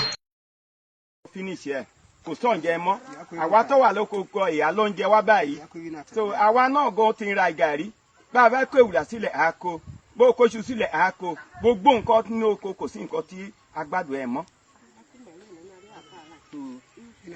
Gẹ́gẹ́ bí nǹkan tí iṣẹ́ tẹ́ rán mi mo dúpẹ́ lọ́wọ́ àwọn tí tó wà lẹ́yìn mi báyìí kò tí kan tí mo lè ṣe tí mo sọ fún ẹ pé ìgbà tẹ́ fi bẹ̀rẹ̀ lẹ́ẹ̀kan òjò rọ̀ òjò yẹn àbápọ̀ ju eléyìí lọ òjò yẹn ló kọ̀ sí ẹ̀ gẹ́gẹ́ bí wọ́n ṣe sọ àwa gan báyìí òjò tó rọ̀ lé ní ló ṣẹ̀ṣẹ̀ rọ̀ gan báyìí kò dẹ̀ tóbi tó bẹ́ẹ̀ a dẹ̀ ní kankan àti ìgbì kankan ìwọ̀nba kan tí a ní sóko gbogbo ẹ̀ ni wọ́n ti kó lọ ni wọ́n ti jí lọ màlúrú wọn gan báyìí wọ́n wà nínú oko bá a ṣe sọ̀rọ̀ báyìí wọ́n wà nínú oko wa àwọn kan báyìí mo wá pé tó jẹ́ ṣáàmà ni wọ́n ní Àkúrẹ́ níjọ́sí wípé kó wá wo oko wa ó ti sọ pé òun bọ̀ ló sọ títí dè ní ó wá chairman ní ọ̀gá wọn gangan tó jẹ́ ọ̀gá wọn níbí ní ìmẹ̀rì níbí ó wá sí ilé mi gangan lẹ́yìn ìgbà tó wá sí ilé mi tí mo sọ pé mo fẹ́ fi oko àwọn ìgbìrà lọ hàn bí wọ́n ṣe bà oko ìgbìrà jẹ́ àtìgbà yẹn mi tiẹ̀ rí mọ́ kó tó wá di ìjẹrin tí mo wá lọ sóko tí mo tó wá bá wọn lóko ẹni tẹ́ bá sọ̀rọ̀ yìí òun ni mo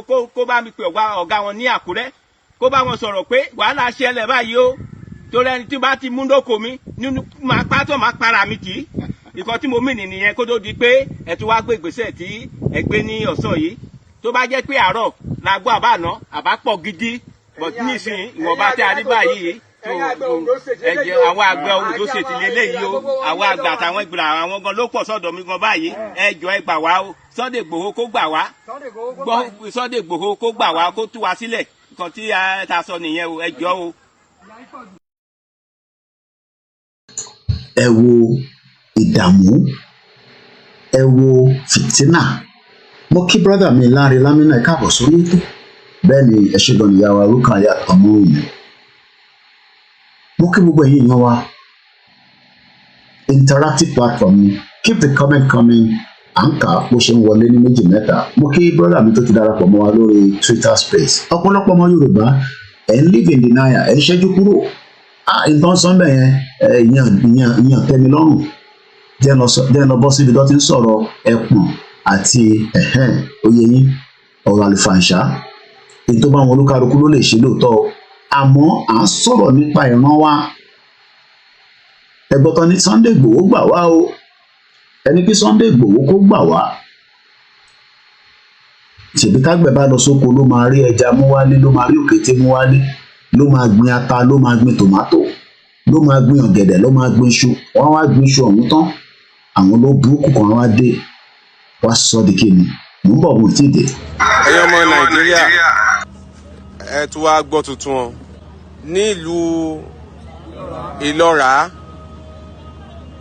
ó gba àwọn tí ẹ ń wò yìí ọmọ bíbí ìlú Ìlọ́ra ni wọ́n àgbẹ̀ ni wọ́n àwọn kan ń bẹ tí wọ́n pè ní agro rangers àwọn agro rangers yìí láti inú civil defence ni wọ́n ti yọ wọ́n àwọn yẹn ni wọ́n rí sí àwọn àgbẹ̀ àti Fúlàní bí wọ́n bá fi màálù jẹko àbí nǹkan kan ṣẹlẹ̀ nípa àgbẹ̀ àti Fúlàní ó kọ́ yín àti ní tó ṣẹlẹ̀ gan-an ní pàtó. orúkọ mi ni Awóyalé Samuel Olúyẹmí láti ìlú Ìlọ́ra níjẹta tí bàbá lọ sóko.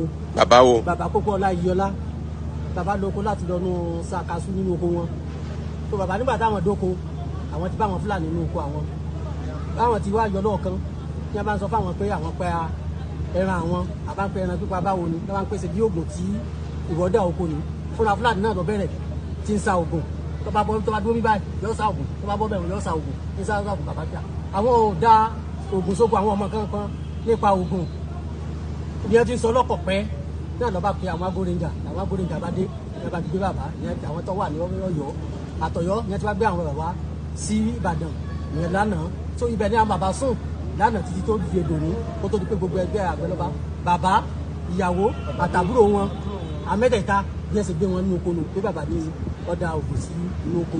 Inú oko ta ni? Inú oko bàbá, inú oko kaṣú bàbá tó tó bàbá tó kọ́ Ọláyíọlá. Inú oko bàbá gangan ni o. Ibùdó tí wọ́n sì jìnnà gidi sínú oko bàbá. Inú oko bàbá. Bẹ́ẹ̀ni.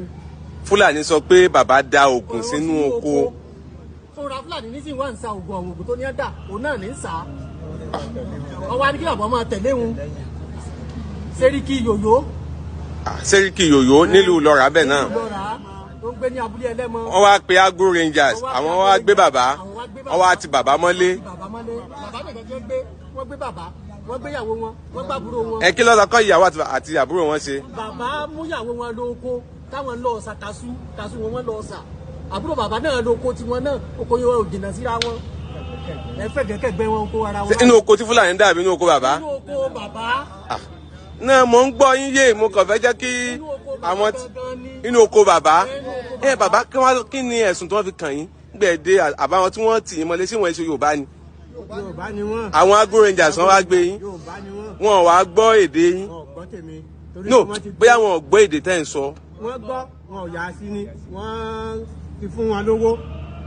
Ọjọ́ bẹ́ẹ̀ àwọn ti fún wọn lówó ni òjò wọn ṣiṣẹ́ tèmi. Inú oko tẹ́ ẹ dá fúnra yín.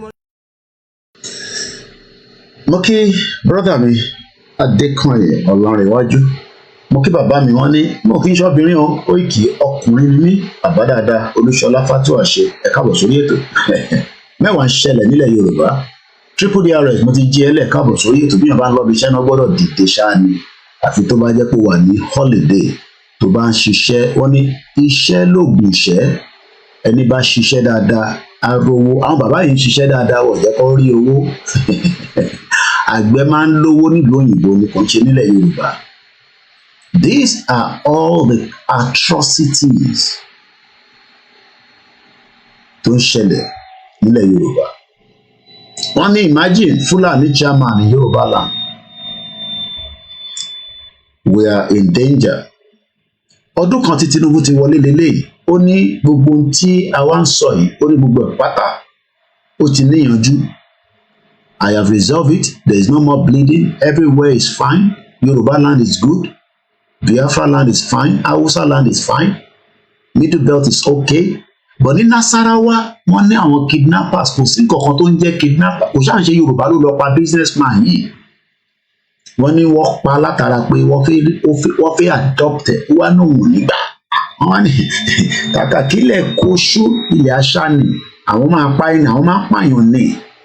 Ìwọ ló máa àwọn fẹ́ jí ẹgbẹ́ ìwọ sọ pé ò ní gbà ó dín ẹran àmúso Ìlọ́ra ṣe pé tí Lùgádì dá sílẹ̀ sí ìlú Ìlọ́ra bó ṣe dá sílẹ̀ nílùú Ìlọ́ra ó dá sí community tiẹ̀ níbi tó ti ń sọ pé kò pọ́n ẹ́ lọ sínú abúlé ẹ̀ ìdọ̀tẹ̀mí ní Ìjẹ̀bú-Òde ní Fìdípọ̀tẹ̀ kò síná kò sí títì development ò débẹ̀ láti bí 60 years àbí bẹ́ẹ̀ kọ́ ara ta ṣe ń sọ pé ẹ já kúrò nínú ràkàríkì gbogbo ràkàràtì tá a wà nínú ẹ yìí ìdí tí bàbá Akíntóyè ṣe ní ọmọ mi èèyàn ọmọ mi ẹ máa bá ń lọ sọ fún wọn pé ọ̀nà àbáyọ tí ó wà nílẹ̀ tí ààfin rí gbogbo wàhálà àti ìdààmú ẹ̀ táwọn bàbá tí wọ́n ń sunkún sí wa lọ́rùn tí wọ́n ń sọ pé òun ni ká ṣe kéde òun ni ká padà ká bọ́ sínú Yorùbá independent country. Etí Lùgádì ò fẹ́ òun làwa fẹ́ ṣe yìí. Ìwọ tó bá ń sọ pé o fẹ́ kíkù Nàìjíríà ó ṣì ń fi àdúrà Lùgádì lé ẹ lórí nìyẹn o wá ń lọ sí church o lọ ń ṣìṣẹ̀ṣe o ń lọ sọ́dọ̀ mọ́ṣáláṣí o dẹ̀ fẹ́ kíkù etí Lùgádì tó ṣe fáwọn British because for any Yoruba man that still want us to keep Nigeria you are literally keeping what Lugard created. Any Nigerians, because wọ́n bí ẹ gẹ́gẹ́ bí Nigerians, Lugard ló fọ́ọ̀sì ẹ̀ lé wa lórí. You would have been an Igbo or Biafra Hausa until the fraudulent amalgamation that was forced on every one of us. So if you are still one of those that disagree for for the Yoruba to be free, your people will continue to suffer. This is what the amalgamation has done, and this is what it is still doing. So whatever ten really ni, táwọn ìlọ́ra yìí, àwọn bàbá ten rí, in tó ń fà is the fraudulent amalgamation of Nigeria. Gbogbo àìsàn tó ń ṣe is the amalgamation, because you cannot go to the hospital for a treatment. Láìgbẹ́ bá ń dùnyàn, tó bá ti lo àgbo sí tó ṣiṣẹ́, the next thing is to go self-medication kan ló need. Ó jẹ́ kó scan ẹ̀gbẹ́ yẹn kó má jẹ́ pé o ti fi gbá nígbà tó fi wọ dánfó. Kó má yẹ pé ọ̀kadà ti là ẹ́ mọ́lẹ̀ rí níjọ́ kan rí tó rántí mọ́ lálẹ́ ó kọ̀ dìde. So injury ti wà nínú ẹ̀. Ó wá ń fi holy water. Èmi ní kò ṣiṣẹ́, but kọ́tẹ̀ ṣiṣẹ́ MIR scan, but ó wá expectation tó tí ì jẹ́ dòdò. Yẹ fi dòdò níwọ̀n ẹ̀. Òun lélẹ̀. Ṣé wọ́n tó tí ì jẹun kánú? Lùgádì ló fa ìdí tó ṣe lè jẹun kánú. Gbogbo dòdò tó ń rí. Lùgádì ló fà.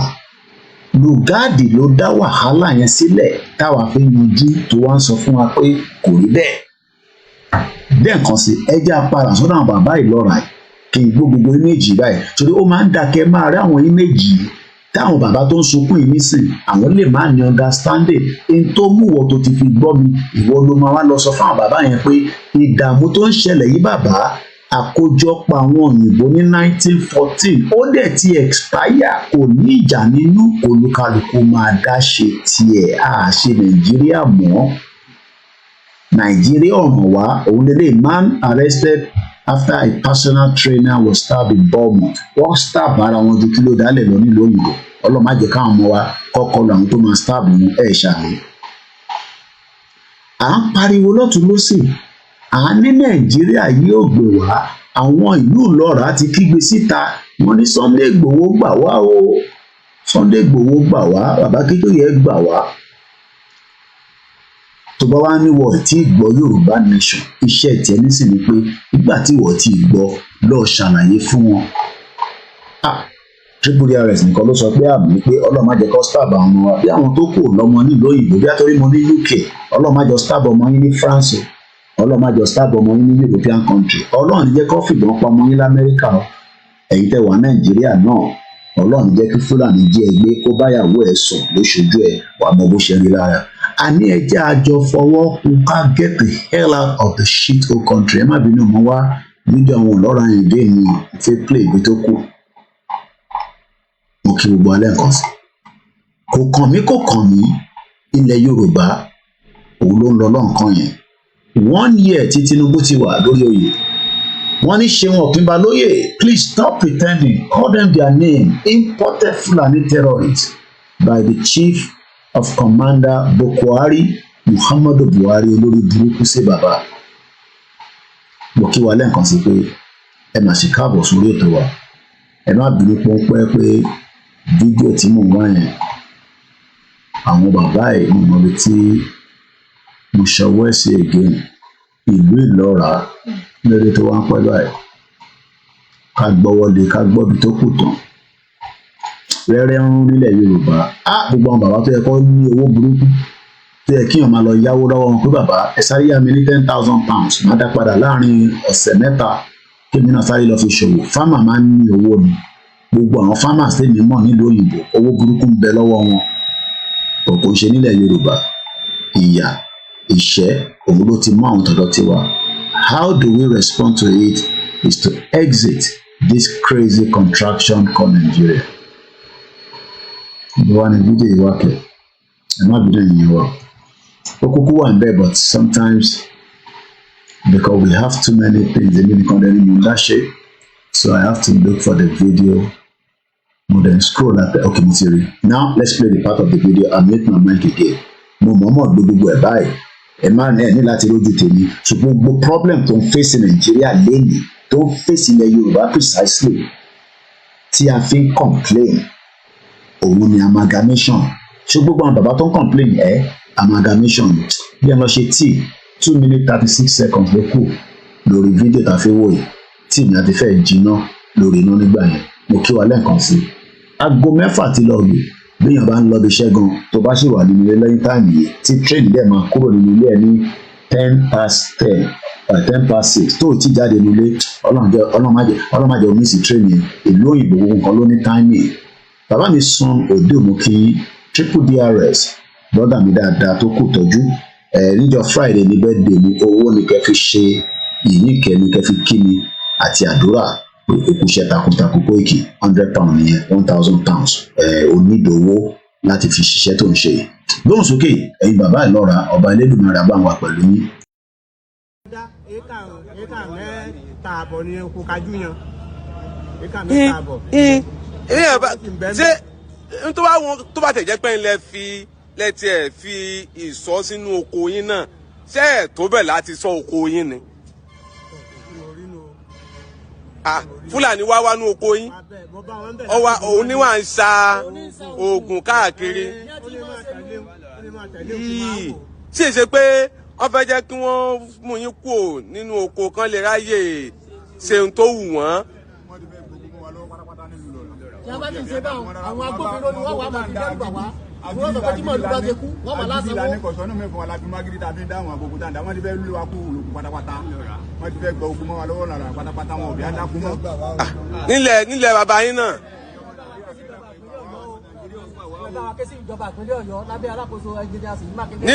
nílùú ọ̀rá náà.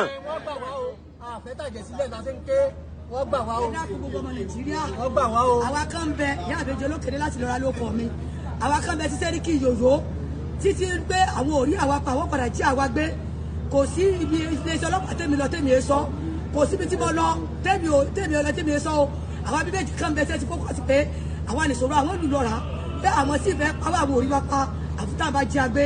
gbogbo ọmọ Nàìjíríà gómìnà ìpínlẹ̀ Ọ̀yọ́ àti kọmíṣánná for agric ẹ̀dàpọ̀ ẹgbà wá kọmíṣánná ọlọ́pàá ní ìpínlẹ̀ Ọ̀yọ́ ẹgbà wá o ẹgbẹ́lẹ́ ní káfọ́ọ̀rù rán àwọn láti nílẹ̀ wá gbà wọ́n lálejò ní àsìkò wọ́n mọ̀ dùn orílẹ̀ tí wọ́n bá gbà ilé kí wọ́n dúró sí a lọ sílé kábíyèsí lọ́ọ̀dì tí ọdún yìí wọ́n sọ fún ọ pé kí wọ́n darí wọn ní oko wa mọ́ ṣùgbọ́n bí bá pé agbára tó kó agbára fún wọn ni bá a ti tún bẹ níbi tó wà látàárọ̀ wọ́n tún pẹ̀pẹ̀ bàbá tí ẹ ti mọ̀lẹ́ wọ́n tún wú ẹ̀gẹ̀rẹ̀ fẹ́ràn ní ọ̀sán yìí lẹ́yìn ìgbà wọ́n tún pẹ̀ nìkan pé kí ni páìpù epo pupa ti ṣe wọ́n ti wọ́n ti gé dàálẹ̀ wọ́n tún pẹ̀ nìkan wípé wọ́n ti tún wú ẹ̀gẹ̀ tiẹ̀ náà dàálẹ̀ bá a ti bẹ níbi tá à ń bẹ ní sẹkítẹ́rì látàárọ̀ ìjọba ìpínlẹ̀ Ọ̀yọ́ ẹ̀dá pẹ̀lú wa ṣe sàárà o ẹni tí wọ́n bá dájú fọ́ọ̀mù fún wa ẹ̀dá pèsè fọ́ọ̀mù olùlọ́ra o iṣẹ́ oko là ń ṣe àníléeṣẹ́ o àníléeṣẹ́ àníṣúkú gíga o ẹ̀ ṣàánú wa ọmọ Nàìjíríà. ẹ̀yin náà fẹ́ sọ̀rọ̀ ẹ̀sùnmọ́ bí ẹ sọ̀rọ̀. ní ọjọ́ kẹrìnlá oṣù kẹta yìí ni wọ́n jẹ oko tèmi ní agogo 8 adẹnumọ̀dà lóko tí mo sì tírèsì màálù àṣàbí títí tí mo bẹ́ẹ̀ dé bùdó ntí ó sì jẹ́ kí n yọjú sí bùdó ni pé tí àṣàbí bẹ́ẹ̀ fojú kàn mí lọ́gbẹ̀mí mi èmi nìkan mo sì wà lóko ń jọ. àbáyẹn ni yóò gbẹ̀mí ẹ̀wọ̀n ni ibi tílẹ̀ Yorùbá délé mi náà nìyẹn nígbà bá ti ń gbẹ̀mí àwọn èèyàn wa ṣẹ̀rípò dà bẹ́ẹ̀ ìyẹn la ṣe ń pariwo pé èmi náà ti lọ ṣe kọ́fì tẹ̀ ni mo wá fi mu láàárọ̀ ẹ rántí kọ́fì tí mo fi wọ̀nyí lórí live show ní alẹ́ àná àbí ìrọ̀lẹ́ àná dẹ̀ ni kọ́fì yẹn ni mo ṣe lọ́wọ́lọ́wọ́ nísìnyí ìwọ náà tó bá ń gbádùn báyìí kò pọ̀ jù ẹ̀yin náà ṣe kọ́fì tẹ máa fi jógẹ̀ bẹ́ẹ̀ ni ìyá mi Fáńgbémi lékè wọ́n ní shameless gómìnà babadẹ́ni tó bá fẹ́ pè wọlé nọ́mbà láìní ẹ̀wọ̀ available ẹ lè pè wọlé a ṣe ń bẹ́tò lọ àṣẹwọnú 1 hour 29 minutes ẹ̀yin náà wọlé kẹ́ lọ ṣe tíì tó bá dẹ̀dẹ̀ pé wíṣkì lẹ máa fi mú láàárọ̀ yìí kọfì débẹ̀ ó ti tójọ́ mẹ́ta tí mo ti mu kọfì Fúlàní àwọn dáràn now ṣé ní gbogbo tí mo fi ń wọ̀n wáyé mo kàn ń jẹ́ kó yé wa pé wọ́n yí ẹ̀ ní Tinubu ti lò ní ọ́fíìsì kò tí ì rí gbogbo ilé tó ṣẹ̀ṣẹlẹ̀ kò ń ṣe nígbà Buhari gbogbo àwọn fídíò tá a fi ń wọ̀nyí nígbà tí Tinubu ti dórí oyè ni o you would expect this government to protect our people. Okay, ẹni ẹ̀fẹ̀ Yorùbá nation, why is the government not protecting the people? Àfi kí Ṣèyí Mákindé máa wá olóyè Ìgbòho àbí adẹ̀ ń sọ Fẹ́mi Adésínà àbí oníbótàì àwọn oníbótàì irọ́ à ń sọ fún yín pé Nàìjíríà yóò work ó ń drag wa padà sẹ́yìn bọ̀ mo ti fẹ́ mú another video jáde ni a ní tó pọ̀ lọ́wọ́ ṣé ká bẹ̀rẹ̀ pẹ̀lú ṣé ká gbọ́ àwọn ní constitution because the reason why tí Tinubu ò ṣe tí orí kankan ṣe maybe you don't know it's the constitution the 1999 fraudulent constitution tí Tinubu fẹ́ fi ṣèjọba kò lè work so ẹ jẹ́ ká gbọ́ àwọn constitution talk yẹn díẹ̀ ẹ jẹ́ ká dọ̀gbọ̀ díẹ̀ àní tó pọ̀ lọ́wọ́ bàbá mi Adégoróyè Ọ̀pẹ́yẹmí Àdìsá ní this is the high time for the Yoruba to know that Nigeria is not for us one ní fẹ́ gbọ́ èèyàn kan ti sọ níbí rẹ̀ wọ́n ní Mr. Koiki our people Mr. Ọládé púpọ̀ ní our people àwọn wo ni people àwọn ìran Yorùbá they are gullible ẹ lọ sórí social media nísìnyí ní kẹ́ má defend Tinubu ọdún mẹ́ta ló kù tó ní máì tí sọdún mẹ́rin kankan kó máa ṣe lọ ní 2031 kò tí guarantee 2031 ó kọ̀ guarantee 2027 ikú òde nípa torí tó bá kú Ṣètìmá gbàjọba ní èmi ìgbàdúrà kó fún un máa ń sọ bẹ́ẹ̀ torí Tinubu bá pa Ṣètìmá gbàjọba nìyẹn ó máa drag wa padà sẹ́yìn àmọ́ Nàìjíríà kò ń ṣe country it's a failed country ìlú òfò ìlú tó ń mú ẹ̀jẹ̀ àwọn èèyàn àbẹ́rẹ́ bó ṣe ń sùn níbí wa mo ní Tinubu wake up jẹ́ fi fídíò picture wọn a kò máa sùn ní tó bá mọ̀ pé ò lè ṣe kí ló lọ gba ọ́fíìsì yẹn fún àrùn ẹ̀ṣẹ̀ ni àrùn ẹ̀ṣẹ̀ ìwọ ló ní o fẹ́ ṣe wake up lè sùn jí má sùn ẹ bá ń jí bàbá ẹ̀ ó ti lu ọdún kan ẹ bá mi jí tí pé asọ̀rọ̀ kò bá gbé ẹni kó padà wá sílé kájọ wá ṣe Yorùbá nation tí asọ̀rọ̀ kò bá gbé Tinubu tó ń sùn lójoojúmọ́ ẹ bá mi jí pé kó máa padà bọ̀ nílé wá ṣe recognize as president bí wọ́n ṣà recognize MK Abiola kọ́dọ̀ fọ́ọ̀hún kẹ wọ́n ṣà ti recognize pé president tó jẹ ni á dẹ̀ máa gba gbogbo àwọn ọmọ àwọn máa gba gbogbo àláwáǹsì so Tinubu eléyìí tó ń sùn nínú asọ̀rọ̀ kí tó mọ tó ń ṣẹlẹ̀ yìí máa bọ̀ nílé padà kò tí ì late bó tó bá ní òní wálé àwa náà ní fẹ́ lọ́rùn lẹ̀ àní fẹ́ lọ́rùn lẹ̀ àjọ máa tá tán ni torí pé ọmọ tó ní ìyá wọn ò ní sùn òun kò ní fojú kan ohun ọ̀rọ̀ tó wà nílẹ̀ tó bá ṣe ń sùn a máa jí ẹ wake up jí má sùn ọmọ tó ń sùn tó máa ń sùn tó bá ti káàkiri jí má sùn ẹ fún ní kọfí kó mu ẹ lè ta nǹkan sínú kọfí tiẹ̀ náà wake up wọ́n pa àwọn èèyàn wọ́n ń jí àwọn èèyàn gbé nílẹ̀ Yorùbá ó ní o ti fún wa ní Yorùbá Inspector General of Police ààrí kankan tó ṣẹlẹ̀ gunsling náà ní òun náà ṣe lọ gba kọfí ni ó máa ń jẹ́ kára dúró dáadáa ni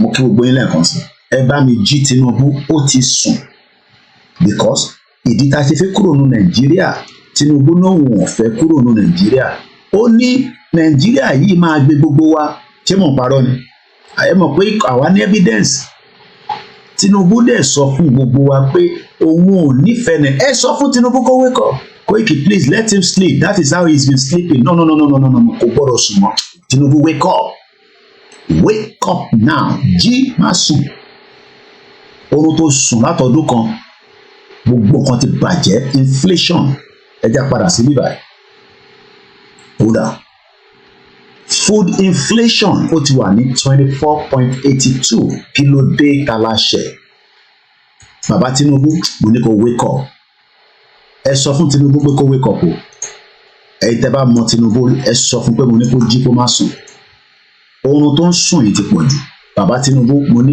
nǹkan lélẹ̀ bàbá Tinubu wake up àrùn jẹjẹ kò sí security kò sí títì ẹ wá náà fẹ́ ṣe kó ẹ tí ì parí Lagos Ìbàdàn expressway èyí tó yẹ kó kọ́kọ́ ṣe nìyẹn ó wá fẹ́ ṣe coastal road láti Lagos sí Calabar kíní kan wà àti Calabar ṣé ọmọ Calabar ni wà ní wake up ẹ sọ fún bàbá ìkó wake up tó o bá wake up máa fi spoon sí ẹ lẹ́nu wake up máa wọ́n mi sí ẹ lójú bó ṣe máa ń ṣe tíyàn bá sùn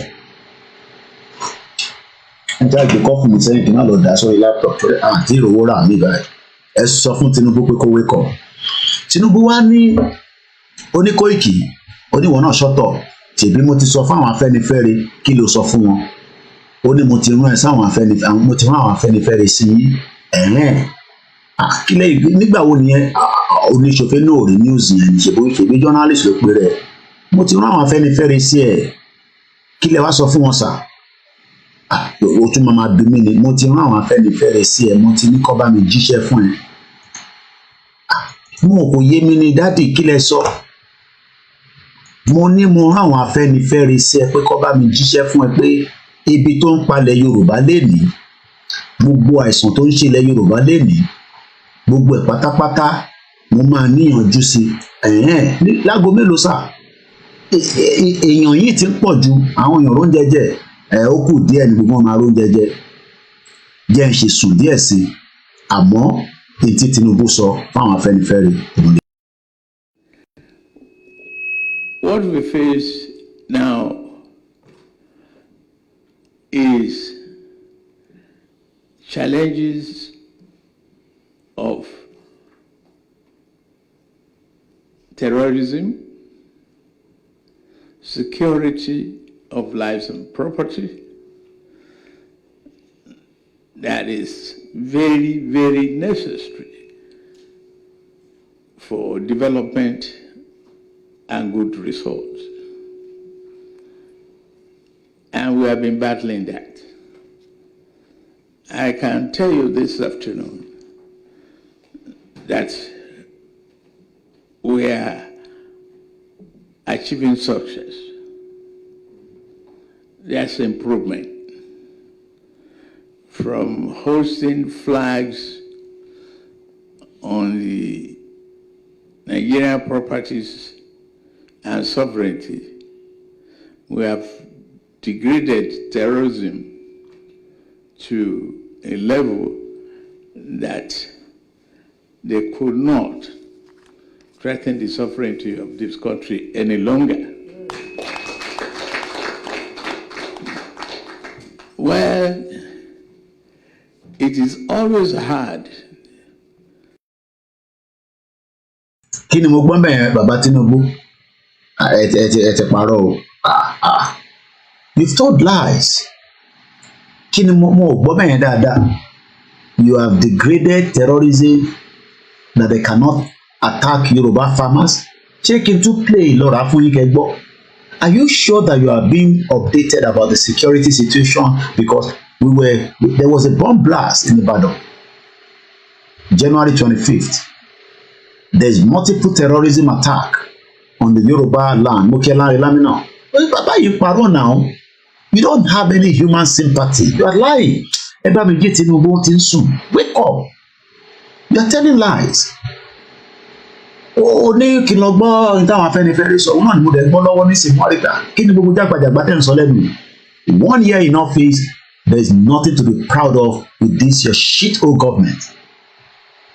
1 year in office. Àbí kí ni àbí mo gbọ́ nǹkan tó sọ dáadáa ni? Ṣé mo gbọ́ nǹkan tó sọ dáadáa ni? Triple DRS ni mad people, why are they clapping? Ẹ mọ̀ pé bàbá yẹn ti dàgbà káwọn tó wà lẹ́gbẹ̀ẹ́ òde làwọn yẹn. Àwọn yẹn wá bó ṣe máa jalè lọ́dún mélòó ní Tinubu fi rí? Department mélòó ló fi monitor? Ògbókọ̀ máa gbójú kúrò ní olè gbà. So when we are here saying to you that this country is dragging us backwards, Tinubu ni go and listen to what I told Afẹ́nifẹ́re. Ẹ̀wọ̀n náà ni mo ti ń gbọ́ nísìnyí, but I'm not saying anything there. All I can say is that, it's not hard enough. It's not hard enough. Kò hard up. Àbí mi nìkan ni mò ń wà lórí program yìí. Tinubu is not hard enough now. Ìwọ náà ló ní kí n lọ gbọ́n kan tí o sọ pẹ̀lú àwọn Afẹ́nifẹ́re. I am listening. Àwọn èèyàn ti kí ebi níbí ìbàdí mọ̀ kí wọ́n dáadáa. Agbájé Wàsíù Fẹ́mi, good morning. Mr. Adeniyi Adejubre, mo fi ti Ọbẹ̀lẹ́dùmarè kí yín. Mr. Dekunle Rahman, ó ní ọlọ́rọ̀ Ọbẹ̀lẹ́dùmarè á fún wa ní orílẹ̀-èdè wa. There is no doubt about it. Mo kí gbogbo èèyàn wa. Ẹ bá a gbọ́ wọlé share button, kẹ́ love, kẹ́ like, kẹ́ comment. Tí wọn náà bó bá rí coffee mu ó lè mú ògì. At least ògì ló cheap jù nílé nísìn. Àgbàdo dẹ̀ ni wọ́n jẹ́ kí ó grow ní gbogbo farmers. Tinubu oníkìngbọ́ ìtókù kódà ẹ̀dá mute mic ọ̀hún bọ̀. To defeat economic opportunity that might open up in this type of challenges.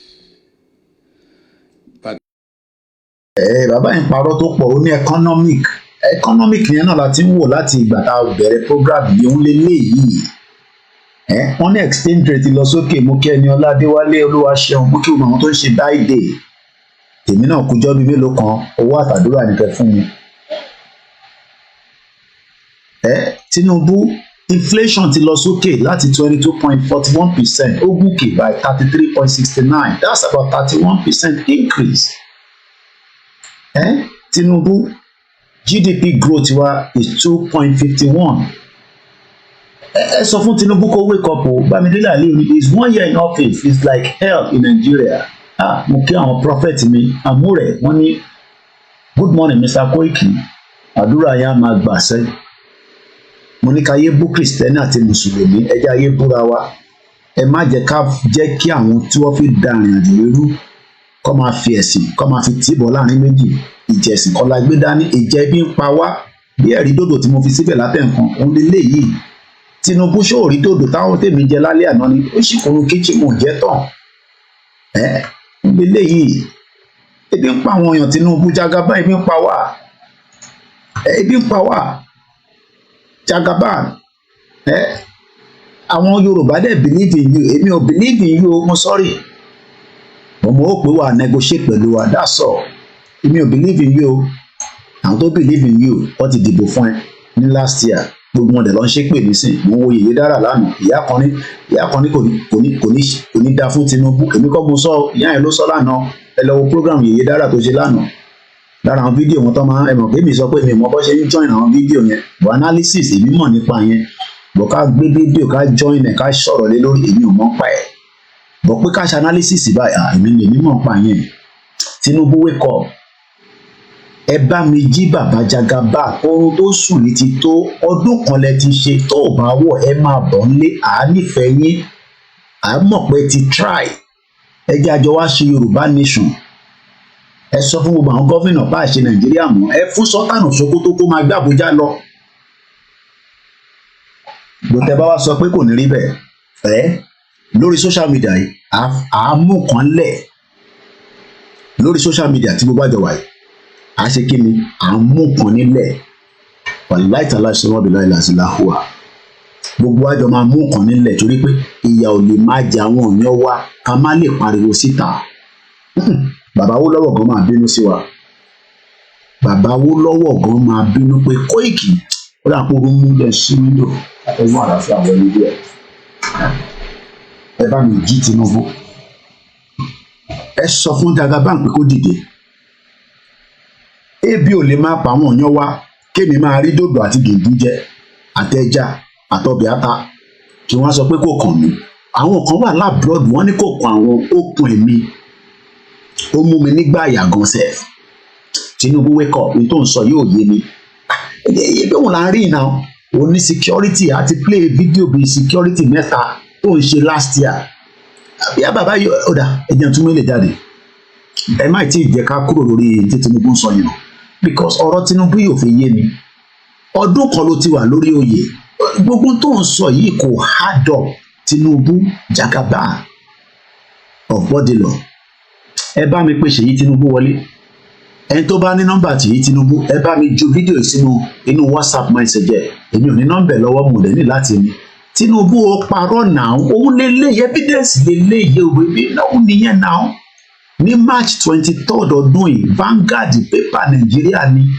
kí ló sọ ó ní 6,931 people àwọn wo ni people náà mélòó ni Yorùbá tó kú nínú ẹ̀ lábẹ́ láfẹ́fẹ́ month ẹni kí Tinubu dìde wake up ẹ fi ránṣẹ́ sáwọn media team ẹ̀ ní Aso Rock pé Tinubu ń parọ́ àná nísìnyí wọ́n ní kò ní sọ̀rọ̀ ìgbà tí máa jí láàárọ̀ ẹ̀ àǹjúrì ìyẹn náà ní òun mọ tí Báyọ̀ Ọ̀nànúgà bàbá òfò yẹn gbogbo wọn they are all the same tọ́ba wá ṣe tán nísìn ẹ lọ wo èyí tó ṣiṣẹ́ fún Yomi Ọ̀ṣínbàjò ó ti ń ṣiṣẹ́ ní channels nísìn ẹ fẹ́ lè má dà mọ̀ pé eléyìí ló jẹ́ agbẹnusọ fún Yomi Ọ̀ṣínbàjò ibo ni Yomi Ọ̀ṣínbàjò wà báyìí nísìn short man devil criminal ní gbogbo wọn olóṣèlú ẹ̀jẹ̀ wà lẹ́nu gbogbo wọn ẹ̀jẹ̀ wà lẹ́nu wọn Ọlọ́run máa ṣèdájọ́ fún gbogbo yín gbogbo ìkàtẹ́ṣe fún wa tẹ́ ẹ̀ jẹ́ kí aráyé gbé Ọlọ́run máa ṣèdájọ́ fún yín Tinubu wọn ní kò wake up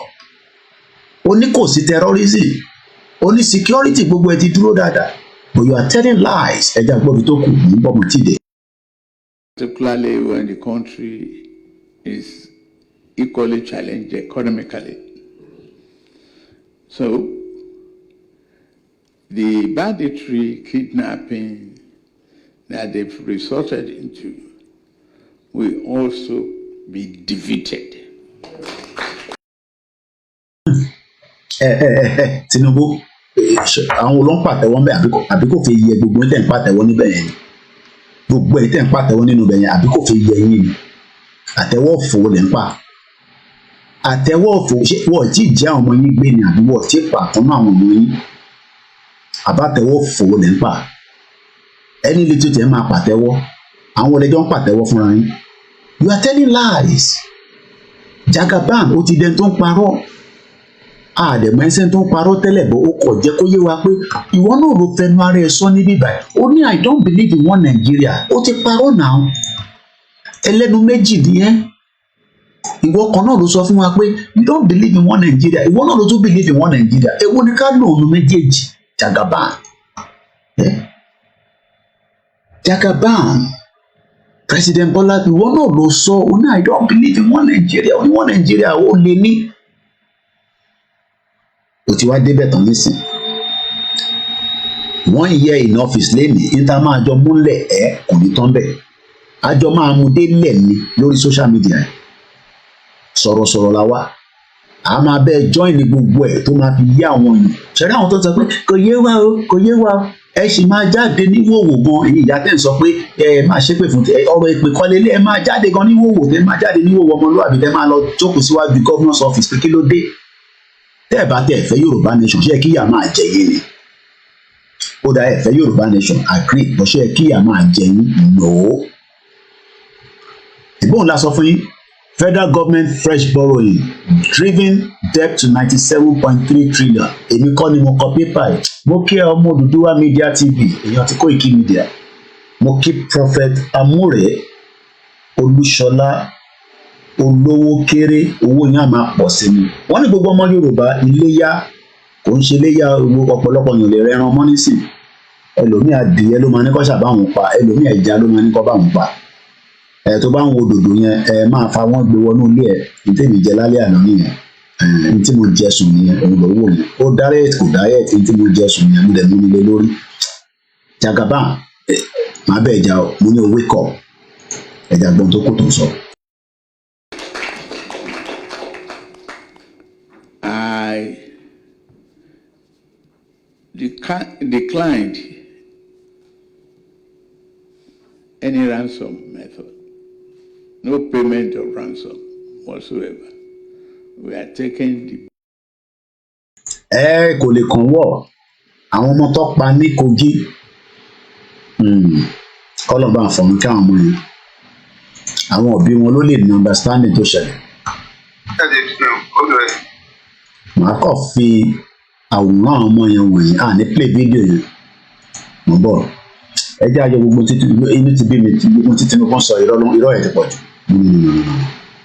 tí ọba ti ń parọ́ báyìí ẹ bá ń sọ fún Tinubu àwọn ọmọ tó pa ní Kogi nìyẹn kò ń ṣe banditry o àwọn ọmọ tí fúlà ẹsẹ̀ wọn lè rí yẹn ní play video yẹn tó bá fẹ́ wọ̀ ẹ́ lọ sórí Twitter mi tó ń pè ní X ẹ̀ bá níbẹ̀ mo mọ̀ nílé play fún yín because it is a little bit graphic but mo lè fẹ́ ẹsẹ̀ wọn wọ̀nyí àwọn ọmọ tẹ́ rí yẹn nísìnyẹn méjèèjì tó sùn yẹn wọ́n art movie o inú yunifásitì wọn o lè nírọ́ ni mò ń pa torí gbogbo yín ẹ̀ kì í fẹ́ òtítọ́ àwọn ká máa parọ́ fún ilẹ̀ kúkú máa ń fẹ́ sọjá lọ sí Kogi students channels television kúkú ní ẹgbẹ́ belief channels ń lélẹ́yìí wọ́n ní Confluence University àwọn méjèèjì tẹ́ ń rí wọ́n ti di kíni wọ́n ti dolóògbé wọ́n ti gbẹ̀mí kúrò lára wọn tí ó dẹ̀ jẹ́ kó sì wà láyé ẹ wá sọ pé ọlọ́run ní ṣe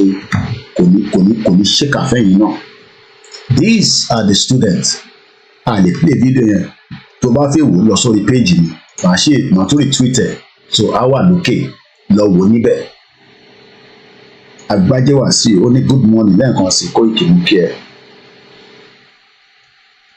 Máa sọ pé make I dey play ó dà pé dòdò yẹn ń blọ́ọ̀kì kò jẹ́ kẹ́ rí jẹ́ reduce dòdò yẹn díẹ̀ màá reduce ẹ̀ má wọrí mo lè reduce ẹ̀ ní ọ̀ṣẹ́ problem mo fẹ́ kó rí tí mo fẹ́ kó rí náà ni tí bá fẹ́ kẹ́ rí nǹkan dáadáa mi ṣe máa ń lo software ṣó ti rí nísìn tó clear bí àṣà Yorùbá wòye tó ti ń clear àbí kò tí clear tó àwọn méjì yìí náà wà láyé nígbà tí ọdún yìí bẹ̀rẹ̀ wọ́n ní ọdún lọ sópin o bàbá rere fi iṣẹ́ rẹ̀ sọ wá o tọkọtọmọ ohun tó pa wá lẹ́kùn wò lọ́dún tuntun má jẹ́ kó ṣẹlẹ̀ sí wa o bàbá rere má jẹ́ káwọ́ lórí sunkún má jẹ́ fàṣọ ọ̀fọ̀ búra ogun rọ́jú mu rọ́jú jẹ má má jẹ́ ó jẹ́ ti tèmi àlàáfíà tó pé ni mo fẹ́ bàbá fi ṣe fún mi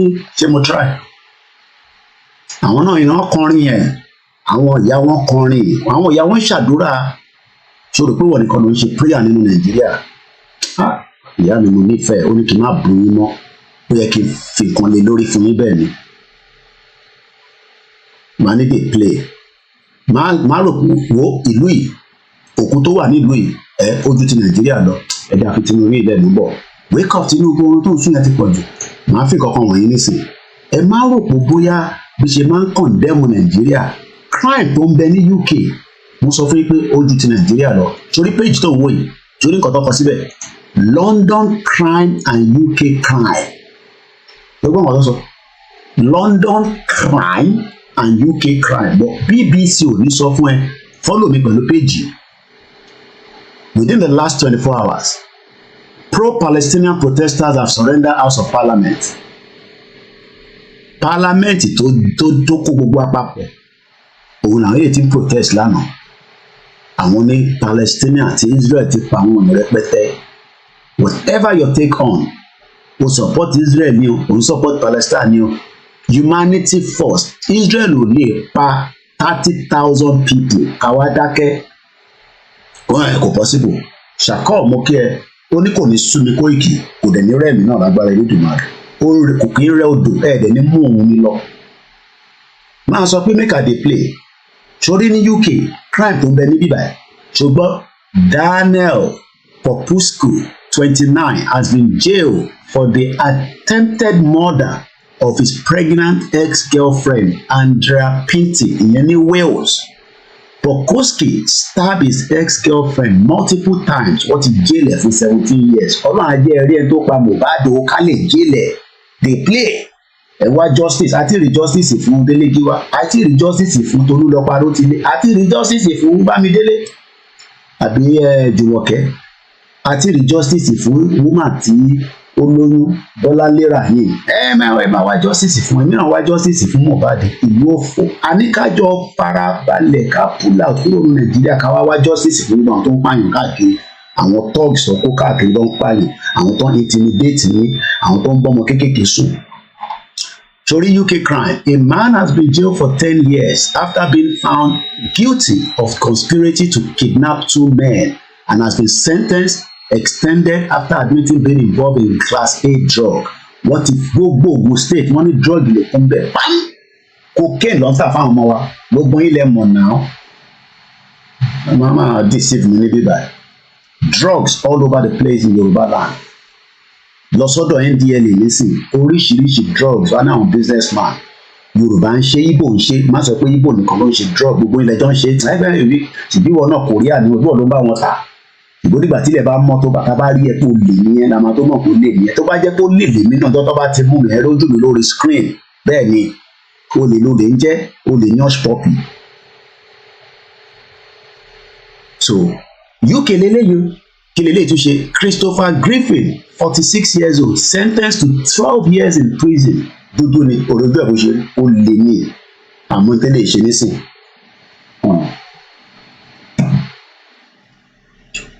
ẹni tó ṣẹ̀ nìkan ni òfin á máa mú ní Nàìjíríà gbogbo àwọn olè Yàyà Bello nísìn àgbọ̀n kọ̀ọ̀kan mọ́ àgbọ̀n kọ̀ọ̀kan mọ́ pé wọ́n ti mú Yàyà Bello máa bínú sí Koikimedia bẹ́ẹ̀ ni bẹ́ẹ̀ kó máa bínú sí ní àbí sísítẹ́ẹ̀mù tó ṣiṣẹ́. UK lélẹ́yìí o 2 arrested after 2 teenagers stabbed in Stoke-on-Trent wọ́n stab ara wọn bí wèrè nílùú yìí. A 15-year-old boy has been rushed to the hospital this afternoon after being stabbed in North London train station.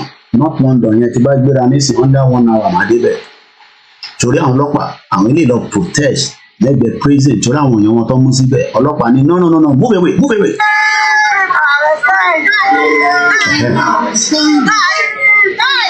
Torí pé ọlọ́pàá ò fìbọn yọwọ́ lórí tó bá jọ́dọ̀ tí yín nísìn wọ́n ti fìbọn wọ́n ti fi fọ́ orí yín. Ṣérú country tó fi gbé nìyẹn why expect diaspora tó ti gbé ní civilized country ní Italy kódà ẹni tó gbé ní Turkey gan ẹni tó gbé ní Spain ẹni tó gbé ní Belgium ẹni tó gbé ní Germany ẹni tó gbé ní Asian country tó ń pè láwọn ìlú tó burú gan wọ́n mọ̀ pé yes àwọn ní freedom díẹ̀ lórí àwọn ilé nìyẹn olè làwọn ilé náà. 2 men have been found guilty for the murder tó bá máa tán pè ní murder wọ́n pààyàn ní ẹni tó pàdògán nísìn àti Alhaji Fatai àmọ́ òkú wà lọ́wọ́ wọn nísìn wọn ò gbókùn fún wa bó kò kún ẹ̀ ṣùgbọ́n ọmọ Yorùbá ní ìbá pọ̀ ọba ti pọ̀ lóyè náà bá ṣe máa sọ pé ìgbà tẹ aránṣẹ́ ìgbé tí gbogbo ìsàn náà nìyẹn ìbẹ́ ní mi ni mo kó ba Koiki olùkó bọ́ lóyè ọ̀yá mi ní kí n má bù yín mọ́ ó yẹ kí n fi èpè lé yín lórí mọ́bẹ̀ ni ò máa dé mọ́bẹ̀. ṣùgbọ́n nǹkan tó sọ 8 times ni wọ́n shoot ẹni tó pa yẹn ẹ̀wọ̀n ńlá kò sí àfi tó bá máa jáde oríkojú olójú òwèrè. So tó bá rò pé mo máa ń condemn Nàìjíríà crime tó ń bẹ ní UK ó fẹ́ ju ti Nàìjíríà lọ bọ̀ òfin ọwọ́ máa bà wọ́n. Ta ló pa Mohbad? Ta ló pa? Justice for Mohbad. Èmi náà wá justice fún èmi kan wá justice fún ẹ̀yìn tí justice needed. Wọ́n wá justice fún Mohbad ó ti wá justice fún ìwọ fúnra rẹ̀. Ìwà kọ́kọ́ wá justice fún rẹ̀ ìyẹn la ti ń pariwo Yorùbá nation kí lè lè ṣe drug dealer lélẹ̀ àtẹ̀dúpẹ́pẹ́ díẹ̀ lè tẹ̀ ṣiṣẹ́ díẹ̀díẹ̀ bó ṣe mú Ìgbò lọ mú Yorùbá wọn náà àwọn businessman tó bá gbé drug yẹn dé Amẹ́ríkà tó gbé dé UK tó gbé dé Europe tó bá máa padà dé wá di businesswoman gbogbo Èkó pátá lálẹ́mọ̀ṣọ́ pátá gbogbo bẹ̀yẹn wọ́n ti infiltrate pẹ̀lú drugs. Kí láwọn lè ṣe olè ní wọ́n bọ́ ṣe wáyé o máa wò pọ́mọ dúdú ní olè ní gbogbo wọn bọ́ ṣe wáyé criminal ní wọ́n bọ́ ṣe wáyé àti sentence wọn máa sọ tó ṣe fún ẹ máa sọ pé they play irú sísítẹ́ẹ̀mù tá à ń fẹ́ lélẹ̀ irú àwọn ọlọ́pàá tó máa ṣiṣẹ́ tó máa ṣe investigation forensic investigation ìgbà ní investigation lè take like 3 years a máa padà mọ́ nìyẹn ni ẹ̀yìn tá à ń ṣe nílùú yìí yẹn máa sọ pé they play jẹ́ nǹkan fún ẹ tó ṣẹlẹ̀ 6 semi-pro footballer gbogbo wọn pátá footballer ni wọn pro footballer olè ni wọn kí ló máa ń ṣe wọn ń ta drug bó ṣe ń ta cocaine fún yín ní gbogbo Ogun State Ogun State lẹ́nu wọ́n ní drug tó ń bẹ níbẹ̀ kò ṣe kékeré gbogbo ọ̀nà Ìkòròdú ẹ má bínú gbogbo àwọn ibi tí mo ń dárúkọ yẹn intelligent gathering tó ń dọ́dọ̀ mi ni mo fi ń sọ̀rọ̀ àdènà ní gọ́ọ̀mẹ̀ntì àná níjọba ẹ jẹ́ nǹkan fún yín 6 semi-pro footballers have been caught supplying cocaine in London with an estimated street value of £208 million.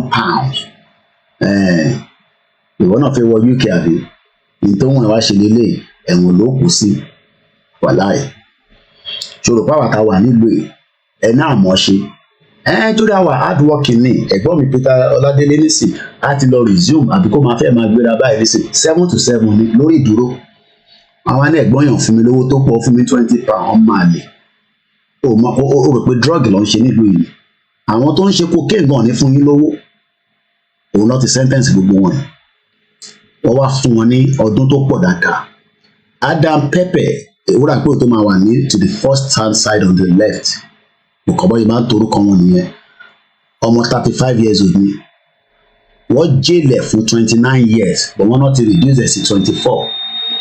Shakil èyí tó tẹ̀lé number 2 láti left hand side ni o, ọmọ 29 years old, North Kensington, wọ́n jẹ́lẹ̀ fún 26 but wọ́n reduce ẹ̀ sí 18 years and 9 months. Èyí tó tẹ̀lé tó dàbí ojú òwìwí, Jamil Joseph ọmọ 28 ní Wembley. Àwọn yẹn ló máa ń rí tó máa ń gun Mercedes ńláńlá tí wàá máa wọ pé Koiki èèyàn kan níjọ́ kan ó lóun rí Koiki tó ń rìn lójú títí ọmọ àlè. No, ṣé kí n lọ jalè kí n lè máa gun Mercedes? Ṣé kí n lọ jalè sórí mo fẹ́ oppress ẹni tẹ́ wà ní Nàìjíríà? Ṣé Nàìjíríà ni mò ń gbé? Ṣé London transport sọ pé wọn ò ṣiṣẹ́ mọ́? Ṣé wọ́n ní bus pass mi ò ní lọ lórí London transport? Wọ́n bí driver náà dá kí n náwó kó má dúró, iṣẹ́ fẹ́ bọ́ lọ́wọ́ ẹ̀ nítorí màá report ẹ̀. Cut your coat according to your size. Ẹ̀rín tẹ̀sẹ̀ ń dé, má sáré tó máa lọ fi ṣubú sínú prison, ẹ̀wọ̀n ló kù sí. Tó bá ṣẹ̀ dé UK farabalẹ̀, iṣẹ́ ló wá ṣe. Mo sọ fún ẹ, fàwọn ọmọ kéékèèké yẹn sílẹ̀. Fàwọn ọmọ yẹn sílẹ̀, fídíò fáìlì ló máa classify yẹn sí bíbá yóò ṣe Nàìjíríà. Má fọmọ sínú ilé lọ faṣẹ́. Tó bá fọmọ sínú ilé lọ faṣẹ́, tó bá ti mú ẹ wọ́n gbọmọ lọ́wọ́ ẹ nìyẹn. Máa sọ pé dey play ìwọ tó ṣẹ̀dé ní mò ń sọ fún. The next one, Milechi Emmanuel ọmọ 29, wọ́n jẹ́lẹ̀ fún 29 but wọ́n náà bá reduce ẹ̀ 14 years ló máa lò. And the last one, Luki Saki 36 years old, wọ́n jẹ́lẹ̀ fún 22 ó máa lò 13 years. These are criminals, okay? So máa ro sórí bọ́ ṣe ń gbé drug yẹn lélẹ́yìí, investigation máa monitor wọn sórí bọ́ ṣe ra gbé drug yẹn lọ inú safe storage lọ́nà yẹn o. Sórí bọ́ ṣe monitor wọn drug ni o wàá wá rò pé big boy ni wọn kò mọ̀ ọlọ́pàá ń ṣọ́ wọn kò mọ̀ ọlọ́pàá ń ṣọ́ self storage lílé nísìn nǹkan mo ti lo self storage rí sórí drug ló wà lọ́wọ́ ẹ̀yìn o sórí bó ṣe fine ìwọ fine girl wá wá sí Nàìjíríà ìwọ àwọn ibà sáré wá Nàìjíríà ní sinmi kò gbẹ pòpòpòpòpò wàá kọ́ lóyún fún drug dealer sórí wọn. They are all drug dealers, big boys ní London.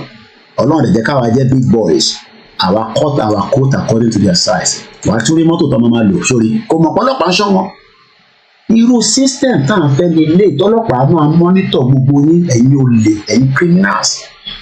Tá a máa wá make sure pé a máa lock yín sínú prison. Torí ẹ ti fi ní gbogbo àwọn èèyàn wa lára. Sórí wọn. Sórí pé drug sórí ọlọ́pàá ṣọ́ wọn. Ọlọ́pàá ní time níta ṣe gbọ́ ọlọ́pàá pé kó máa ṣiṣẹ́ nìyẹn. Kò dàbí Nàìjíríà tọ́lọ́pàá ò ní ṣiṣẹ́ fún yín. Olówó nìkan lọ́lọ́pàá ń ṣiṣẹ́ fún. Kò ṣiṣẹ́ fún mẹ̀kúnnù. This is what Baba Akintoye is talking about. We don't want those kind of lifestyle. Mo kàn ń bọ̀ ṣó yín lédè láàárọ̀ kó má bàa rò pé Koiki Nàìjíríà tó máa àtàkì ṣé kò sí crime ní UK ni? Ó pọ̀ rẹpẹtẹ. Crime tó wà nínú ìlú yìí ó ju ti Nàìjíríà lọ. But à ń níbẹ̀ à ń sentence wọn torí pé olè ló lè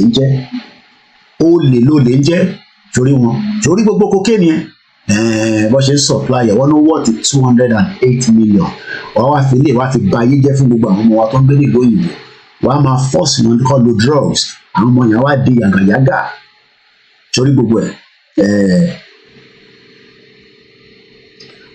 Koiki sex pavel ọ̀pọ̀ mọ́ nínú àwọn tó ṣẹ̀ ń dé bẹ́ẹ̀ náà àní kan sẹ́ ẹ̀ sí lórí ètò ìyá mi gbé mi lékè ọmọ yẹn ní you look like my daddy bàbá yẹn ní I'm 25 ọmọ yẹn nínú you look like my daddy ẹ̀ sí lórí ètò ìjẹta tá à ń ṣe program yẹn torí mo rí pé mo rí lórí ètò ọmọ yẹn ní you look like my daddy ọ̀nà woolwich dẹ̀ lọ́pẹ́ ẹ̀yin tẹ́ wà ní woolwich tẹ́ ṣẹ̀ ń dé ẹ fà àwọn ọmọ ọlọ́mọ sílẹ̀ ẹ fi àwọn ọmọ ọlọ́mọ sílẹ̀ ẹ fọmú wọn sílẹ̀ torí ọyàn wọn tẹ̀ ń rí yẹn ló ń dà yín lórí rú àti tí wọn ẹ fi wọn sílẹ̀ báwọn ọmọ yẹn ṣe múra nìyẹn because ẹ̀wọ̀n ló máa ń lọ àdèmà forúkọ sórí private list ò dẹ̀ ní good DBS ò ní ṣiṣẹ́ pẹ̀lú àwọn ọmọ kéékèèké mọ́ tọmọ bá ti ní you look like my daddy ó mọ tó ń sọ ó ní you look like my daddy ẹ̀yin private idiot gbogbo òfòṣì tẹ̀ ń ṣe Nàìjíríà tó fẹ́ gbé ìwọ UK ẹ̀wọ̀n la máa ti gbogbo yín sí gbogbo yín pátápátá la máa make sure pé inú ẹ̀wọ̀n lẹ lọ bẹ́ẹ̀ ṣàdúrà gan kò ní gbà ẹ̀wọ̀n ló máa kú sí dumb bastards. So cherry crime eléyìí wà pathetic wà láìtàlá ìsúnmọ́ bí láìláṣíláhùwà ẹ tó bá lọ wo fídíò yìí tí wọ́n dẹ̀ wọnú shop ṣẹ̀rí àwọn méjèèjì yẹn wọ́n dẹ̀ strangle bọ̀bọ̀ yẹn aago ló ń tà ṣe mọ̀ pé bọ̀bọ̀ yìí ti commit suicide bọ̀bọ̀ òyìnbó yìí ó ti commit suicide ọ̀rọ̀ tí mò ń sọ yìí last week ló ṣẹlẹ̀ o ẹ bá máa wò bí a lè rí CCTV video yẹn it's a very sad one wọ́n wọnú ṣọ́ọ̀pù yẹn lọ wọ́n ṣe bẹ́ẹ̀ tó fi rago all of a sudden wọ́n dẹ̀ lọ́ọ̀kì bọ̀bọ̀ yẹn lọ́rùn wọ́n bẹ̀rẹ̀ sí í jágo yìí now this guy has committed suicide ó ti parí ẹ jẹ́ ká lọ wo fídíò yìí ká lọ wá fídíò yìí eléyìí náà ní sìn a teenage boy has appeared in the court charged with the murder of a 16 years old wọ́n sọ lẹ́ẹ̀kan mú ní ọlọ́run jẹ́ káwọn ọmọ wa kọ́stáàbù wọn ṣàmì no problem ẹ jẹ́ ká wo ṣẹ̀rí àwọn eléyìí ní sàtìwọ́n àwọn báyìí gbogbo bíkíbi tó bá wà á máa rí wọn àti dúdú elélé àwọn bíi African country tó ti wá bíá Nàìjíríà ni bíá Togo ni bíá Kenya ni a máa mú because ojú ẹ̀ jáde dáadáa nínú CCTV arákùnrin tó lọ jí aago lọ́dọ̀ ẹ̀ ó ti parẹ́ eléyìí náà ní sìn 34-year-old woman was stabbed to death ní Beaumont Beach has been named as a personal trainee almost 17 years old ló stab ẹ̀ kó lè bá rí pé kò ń ṣe Nàìjíríà nìkan ni crime wà bọ́ a máa ń dì pẹ̀lú ẹ̀ eléyìí náà ní sìn 18-year-old bọ̀ 18-year-old has been charged with the murder after a father of two was stabbed ẹni tó stab ẹ̀ náà mo 20 years old bàmá wọ́ndà pé Koiki nǹkan ṣẹlẹ̀ ní lọ́dọ̀ yín lọ́hùn rẹ́rẹ́ rún káàbọ̀ sórí ètò ẹ̀gbọ́n mi Yẹmí Fátókì mo kí ẹ Síkírù Àlàní mo kí ẹ Gbẹ́ngà Ayọ̀délé Oòduà. Two teenagers have been charged with the murder of a fatal stabbing in Leicester. Cody Bade, 18, died at the scene of the incident in the New Park on Wednesday. Last week ilé ìṣẹ̀lẹ̀ ṣé o gbọ́ mi kódà máa sọ pé dey play mo fi lọ mú fídíò ṣùgbọ́n àwọn ọ̀bẹ tó máa ń lò yẹn nílé àwọn ọ̀bẹ òfò tó bá ti bọ̀ ẹ̀ lára báyìí kọ́ lọ́jọ́ survive ẹ̀ ọlọ́run jẹ́ àṣàgbákò wọn rẹ́rẹ́ rún nílùú yìí mo fi lọ show fídíò bọ̀bọ̀ yẹn ni o àmọ́ tó ti ṣe a mother has been jailed for the murder of her son. Christina Robinson was sentenced to 25 years in prison. Deowen died at the hospital with 60 injuries and 20% burns. Ìyá òfò lélẹ̀ níbi táwọn kan ti ń wá ọmọ. Ó bẹ̀rẹ̀ sí ní ẹ̀yin olórí burúkú tẹ máa ń ná àwọn ọmọ Nàìjíríà ẹ̀wọ̀n lẹ́ẹ̀ka fún yín sí kẹkú síbẹ̀. Ẹ máa ná àwọn ọmọ lọ́mọ. Though a dẹ̀ mọ̀ pé Lagos state àwọn state kọ̀ọ̀kan they are trying their best to stop that. Mo kàn fi lọ wá fídíò the other guy tí mo sọ yẹn. So you can see multiple crimes. Eléyìí náà ní sìn Brixton slasher has been jailed for the murder of Joanita Kosil Mohammed ọmọ 34 who stabbed girl yìí to death in a random attack ní last year. Wọ́n ti sentence ẹ̀ fún 32 years. Ta ló pa Mohbad lẹ́ ń wá? Ṣé kò ẹ̀ka tí mẹ́rin tó pa Mohbad tó bá yẹ pé CCTV pọ̀ káàkiri gbogbo ni? A ní ẹ̀kan tọ́ra yín ni ẹ káàbọ̀ sórí ètò ìyá mi Grace Olúṣòótọ́ àrí nínú àdúrà lánàá sálàáfíà lẹ́wà. Ẹ káàbọ̀ sórí ètò. Mo ní èmi ní máa ṣí ọkàn yín kúrò lára Nàìjíríà. Ṣòro eléyìí náà nísìnyí. A man who fired a gun in Tottenham has been convicted on firearms offence. Ricardo Anderson, 21, has been convicted of the possession of the firearm with intent to endanger life. Òyìnbó láàrin títì ọmọ àlè. Máa sọ pé Koiki dey play torí pé ọlọ́pàá ń ṣiṣẹ́ fèmí níbí bá mọ̀ bọ̀ kí lélẹ́yìí náà tún ṣe eléyìí tún wà pathetic ọlọ́run má jà kọ́ àwọn ọmọ lọ sí nọ́ọ̀sì tó máa pa àwọn ọmọ wa lọ́wọ́ ó pa ọmọ yẹn ni àti sentence olórí burúkú ẹ̀ 14 years ló lò lẹ́wọ̀n ọmọ 1987 ni ló ṣe wà ẹ̀wọ̀n ló máa kú sí torí ẹni tó bá ti pààyàn ó gbọ́ 11 years ago ní Woolwich ẹ máa rántí àwọn ọmọ Nàìjíríà méjì kan tó náà pa sójà tó pa lélẹ̀ ọdún yàn pẹ́ 11 years ago Lee Leverage àwọn ẹ̀gbọ́n mi triple DRS àwọn máa mọ gbogbo ilé dáadáa tí àdúgbò wọn ní Woolwich bọ̀bọ́ yẹn àwọn ọmọ Nigerians méjì olóògbé tó ti di Islamic radical terrorist wọ́n pọ̀ nílẹ̀ Yorùbá lè ní o wọ́n ṣe ẹ̀sìn kan lọ́n ṣe o ẹ̀sìn náà wọ̀n yẹn ṣe terrorist ni wọ́n gbogbo àwọn yẹn ló ń bọ̀ wá ṣe jàǹbá fún wa tá a bá tètè kúrò ní Nàìjíríà wọ́n pa bọ̀bọ́ yìí ní 11 years ago mo rántí story yẹn dáadáa àwọn Nigerians méjì ẹ̀jẹ̀ àkókò ló ń bọ̀ ẹ̀jẹ̀ lọ́wọ́ ju wọn jáde ẹ̀wọ̀n lọ́wọ́ báyìí nísìnyí ẹ̀wọ̀n lọ́ máa kú sí ń bọ̀ màá sọ àwọn tó pa wọ́n.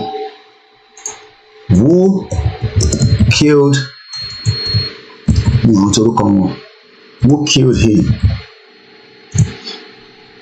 Michael Adébọ̀wálé àwọn tó pa lélẹ̀ ṣẹ̀rí àdá yẹn lọ́wọ́ ẹ̀ ṣẹ̀rí ó ní English lọ́sọ̀gbọ́n àwọn méjèèjì lélẹ̀ yìí Michael Adébọ́lájí àti Michael Adébọ̀wálé found guilty for the death of Lee Libridge.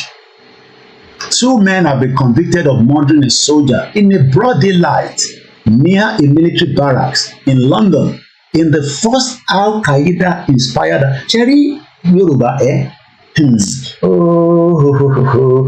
ẹ̀gbọ́n mi adé mo mọ̀ pé triple rs máa rántí dáadáa ó ní Akínbọ̀lájí àti Adébọ̀wálé ojú wọn lè rí bó ṣe pọ̀ nílẹ̀ Yorùbá ni wọ́n ti di terrorist ẹ máa sọ pé lẹ́ka lè pè ẹni ẹ̀fẹ́ pọ̀ jù títí nílẹ̀ Nàìjíríà ṣẹ́rí bí tọ́rọ̀ tó gbé wa dé nísìn ṣẹ́rí pé ibì kan láti ń bọ̀ tẹ́lẹ̀ ẹ mọ̀ pé láti bẹ̀rẹ̀ láti ń bọ̀ fídíò tí mo ṣe ń wá gan mò ń fẹ́ sáré wá yẹn ká lè buttress ibẹ̀ yẹn ẹ bá follow page ẹ máa kànú pé Koiki ṣe ní London yìí náà ní gbogbo ilé tí ń ṣẹlẹ̀ mẹ́wàá ń ṣẹlẹ̀ ní mo sọ fún ẹsẹ̀ kí fídíò yẹn ò sí ní bíbá but fídíò yẹn wà lórí fídíò tí bọ̀bọ̀ tí mò ń sọ tí ó commit suicide yẹn ó wà lórí social media anyway wọ́n lọ rọ́ọ̀bù ṣọ́ọ̀bù yẹn bọ̀bọ̀ yẹn ti commit suicide ẹ̀sìn kọ́lọ̀ fún àwọn ọ̀dọ́ ìyẹn òyìnbó yìí mo lè lọ wá fídíò yẹn jáde properly but to the head boy yà mí lẹ́nu pé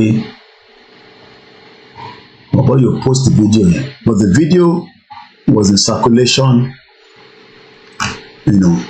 wọ́n rí wọn lórí CCTV but àmọ́ bí tọ́ wà that is the reason why you must have a country that you can secure your borders. Bọ̀ ẹ jẹ́ kí n lọ wò bí a máa rí lórí Google à ń bọ̀ lọ́dọ̀ táwọn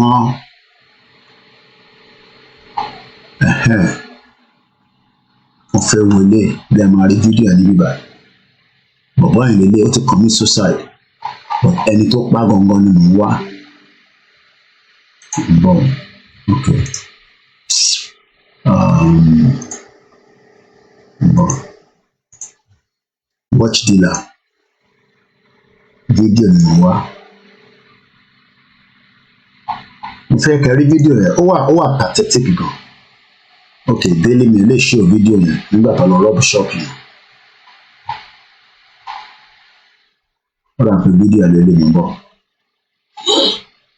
it's a very sad one nígbà tí mo gbọ́ pé bàbá yẹn ti commit suicide ó sad gan bàbá ní kò sad ok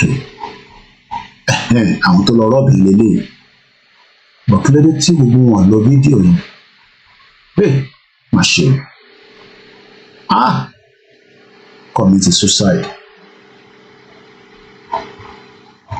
suicide lórí àmì lẹ́nu táwọn pépà yóò lo fídíò arákùnrin the whole video was online ọ̀bẹ Instagram page yìí ló fídíò yìí wọ́n mọ̀ pé Linda gan lo fídíò yìí nígbà yẹn ó ṣẹ̀ṣẹ̀lẹ̀ ní o bíbí sọtẹ̀ nílò fídíò yẹn náà ok ẹja wo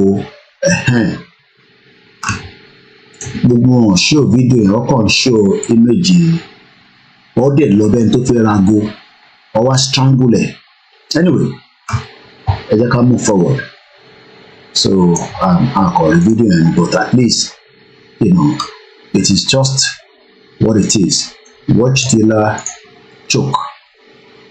I don't know why I can't find the video online. Video okay, olele. Ẹja wo video olele yìí. Ẹ wo video yìí. Ẹ jẹ́ ká jọ wò. Kí ló ṣẹlẹ̀ kẹ́?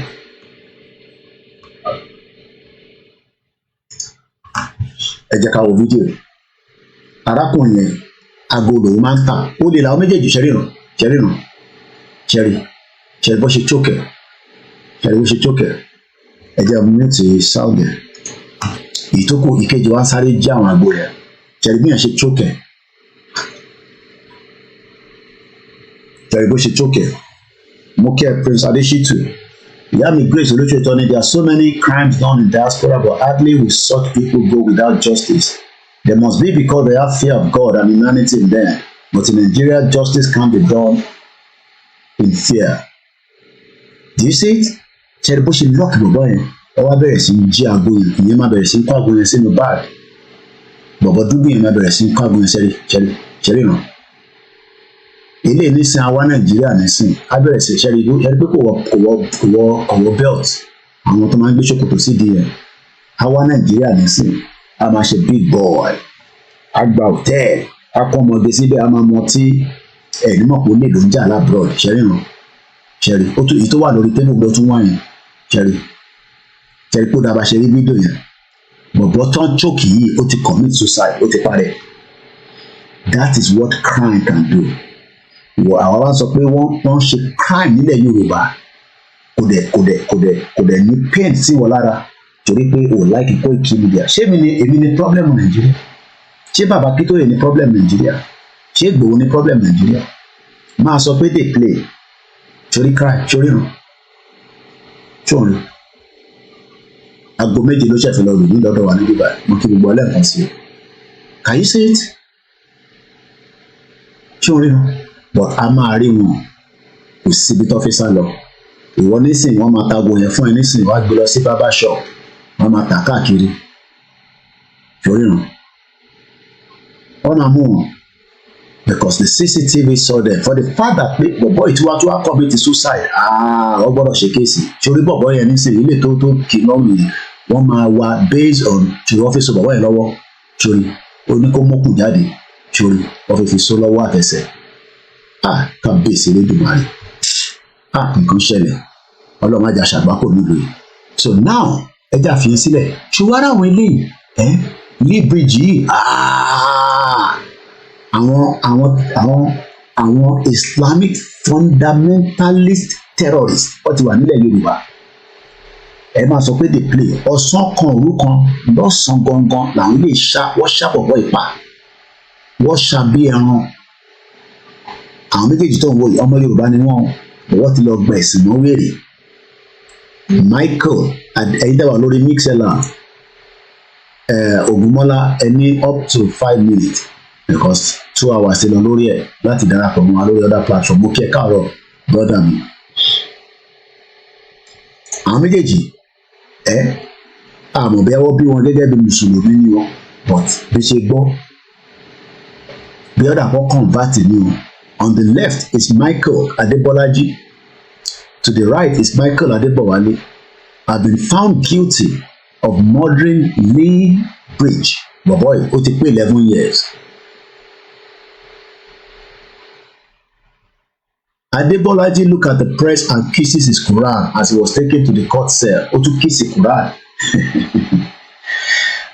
Má ṣe o. Ọmọ Yorùbá. Kódà. Ẹ jẹ́ ká tẹ̀síwájú. Ẹ jẹ́ ká wá padà sórí how many hours starting bro? We have just about 40 minutes left. So mo ti show yín ní many areas láàárọ̀ yìí. Okay, they were converted to Islam. I know that they were Christian. Wọ́n convert to Islam. But Islam táwọn convert sí, Islam pàyànpàyàn làwọn convert sí. Mo kí àwa Ìfagbemilékè. Ìsìlámù ti yí wọn lórí. Terrorist ni wọ́n bá ṣe wà yẹn, wọ́n pọ̀ ní Yorùbá. Ẹ máa ní make we dey play. Ọlọ́run jẹ́ àṣàgbákò wọn. So now let's come out. Ká wá lọ ka díẹ̀ nípa tí bàbá Akíntóyè ní ká máa kà fún yín. Ká fi yẹn ṣe ká fi kásẹ̀ ètò yìí nílẹ̀. Lẹ́ẹ̀kan sí i. Ṣẹ̀rá àwọn ìyá ti yálà. Wọ́n ní he is asking for the dual nation. Ẹ jẹ́ kọ́ lọ arrest Sunday Igboho. Àwọn wèrè. Self-determination is not a crime. Má jẹ́ kí nǹkan kan sọ fún ẹ pé intern béèrè fún crime ni, ẹ̀tọ́ wa ni. Benefit a máa rí níbẹ̀ òun ló ń wò níwájú yìí. Ọ̀pọ̀lọpọ̀ benefit tàbájọ dé ilẹ̀ lérí. Ìwọ tó ní kò ní wá sí ìmúṣẹ, ìwọ ló máa lọ, àwa sì máa wà níbí báyìí. Kò sí tí Tinubu lè ṣe pẹ̀lú fraudulent constitution yìí. Kóhùn kó sáré gbẹ̀gbẹ̀gbẹ̀, kóhùn kó jù sókè kó jù sílẹ̀. Nothing can come out of Tinubu's government. 1 year of Tinubu's in office. What is your life like? Báwo ni ilé ayé ẹ̀ ṣe rí láti ìgbà tí Tinubu ti dórí oyè? Has anything changed or is it still the same? Tó bá dẹ̀ jẹ́ pé ó ti change, ṣé bẹ́ẹ̀ náà lórí fún gbogbo ilẹ̀ Yorùbá àbí tọ̀dọ̀ tẹnìkan ló ń rò ǹjẹ́ ọ̀rọ̀ tẹlòmíì mo kí gbogbo ẹ̀yin èèyàn wa. Let's now read a little bit further látara tí bàbá Akíntóyè tó fi ṣe pé ká máa fi bá yín sọ̀rọ̀. Gbogbo àwọn ìlú pátá tí British colonize òun lẹ̀ ń wò yìí. Mo kí ẹ̀yin tí ẹ ń bẹ lórí Mixlr ẹ darapọ̀ mọ́ wa lórí àwọn platforms tó kù. Thank you so much. Now, as we are going into the last part of the program this morning, remember that nobody wants you to be free, but we will have to do what needs to be done to be free. We are not Nigerians. Evidence are pointed. Many people have talked about it. Self-determination is an inalienable right. We don't want to be part of Nigeria because the fraudulent amalgamation everybody knows is not working. And that is the reason why we are now saying, let us go our separate ways. And let's read further from this report again this morning. We Yoruba have suffered abominably in independent Nigeria, and we have decided to exit Nigeria. But then, since the time of Nigeria's independence in 1960, our being part of Nigeria has been pulling us down. Nigeria's former colonial overlords, the British, laid for Nigeria the foundation of decline and failure by manipulating everything: the constitution, population census, regional boundaries, the pre-independent election, to establish the small Fulani nation in a position of unseasonable dominance over Nigeria. The Fulani are non-indigenous to Nigeria, are the least educated people in Nigeria, and are mostly a nomadic cattle-herding people living in the wild, unable to understand the nature of a modern country. They embark on making themselves the new colonial overlords of Nigeria, and thereby launch Nigeria into a culture of impunity, process manipulations, massive public corruption, fearsome economic decline. In spite of Nigeria's great wealth of natural and human resources, and though Nigeria became one of the world's largest producers and exporters of petroleum from about 1970, Nigeria's economy has declined recklessly. By 2018, an international agency classified Nigeria as the home of the most world's extreme poverty, which we showed you just about a few minutes ago. As we go further, today, 2024, leading persons in the management of Nigeria, former governors of the Nigerian Central Bank, serving ministers in the Nigerian federal government, etc., are publicly admitting that the Nigerian economy has collapsed. All over the country, the poverty is fearful, visible.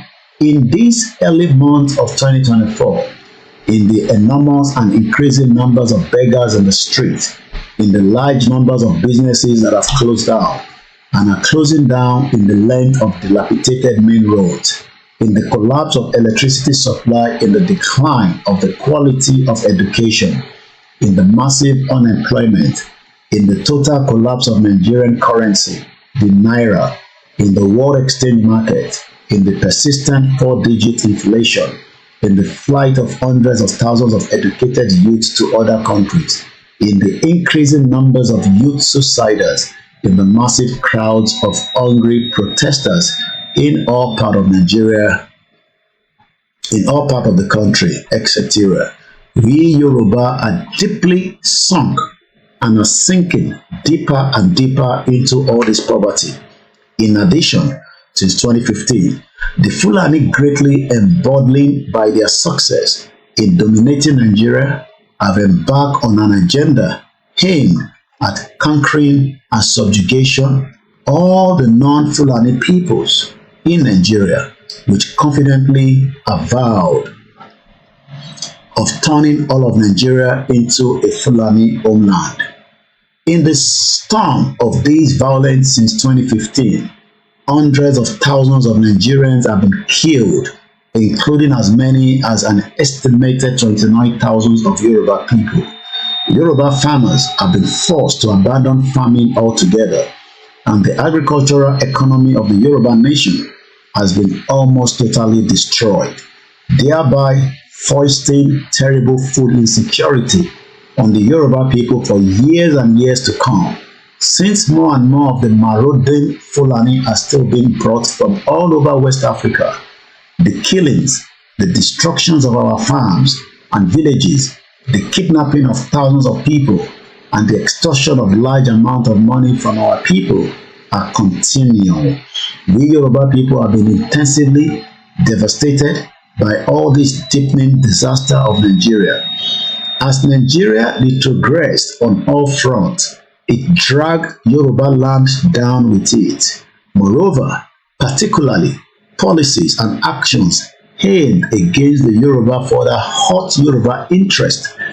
The military dictatorship seized important Yoruba assets that the Yoruba people had created in the Western region in the 1950s, schools and hospitals that had been established by the state government, private agencies and individual Yoruba persons, and that had enjoyed very competent management by their founders, the Yoruba Cocoa Export Management System, the Yoruba Radio and Television Institution, the proud university that we Yoruba people built in Ile-Ife, even the Yoruba Regional Sports Stadium. Most of these assets were then poorly managed or deliberately neglected and left to decline and perish. Even though our Yoruba Regional continued to command most of the Nigerians' crumbling economy, ever-intensifying poverty became the lot of most Yoruba people. The most visible, the most painful part of the poverty was the devastating neglect of the Yoruba youth because of their destruction of the economy. Countless thousands of Yoruba youth, most of them graduates of universities and colleges, pile up year after year as unemployed, with the federal government and the federal control state government doing nothing to help. Many of the youth managed to flee to other countries. Many tried to reach Europe by crossing the Sahara Desert and the Mediterranean Sea, and some of these perished regularly in the desert and the sea. Some of the youth who were stuck in Nigeria plunged into crime, criminal cult, drug abuse. The quality of the Yoruba political leadership rapidly crashed too, as many Yoruba leaders were stuck into the insensitive and horrible undemocratic governance, election rigging, and the arrogant and all the pervading public corruption that are the character of Nigeria. But the worst finally came under the presidency of a Fulani man, Muhammadu Buhari, President of Nigeria 2015 until 2023. Under President Muhammadu Buhari, the Fulani agenda over Nigeria matured fearfully. It was advanced with two initiatives and from two directions. The highest objective of the Fulani agenda is that the Fulani must conquer all the indigenous peoples of Nigeria, turning the indigenous homeland into one Fulani homeland, enslave all the indigenous peoples. The success achieved by the agenda are already staggering.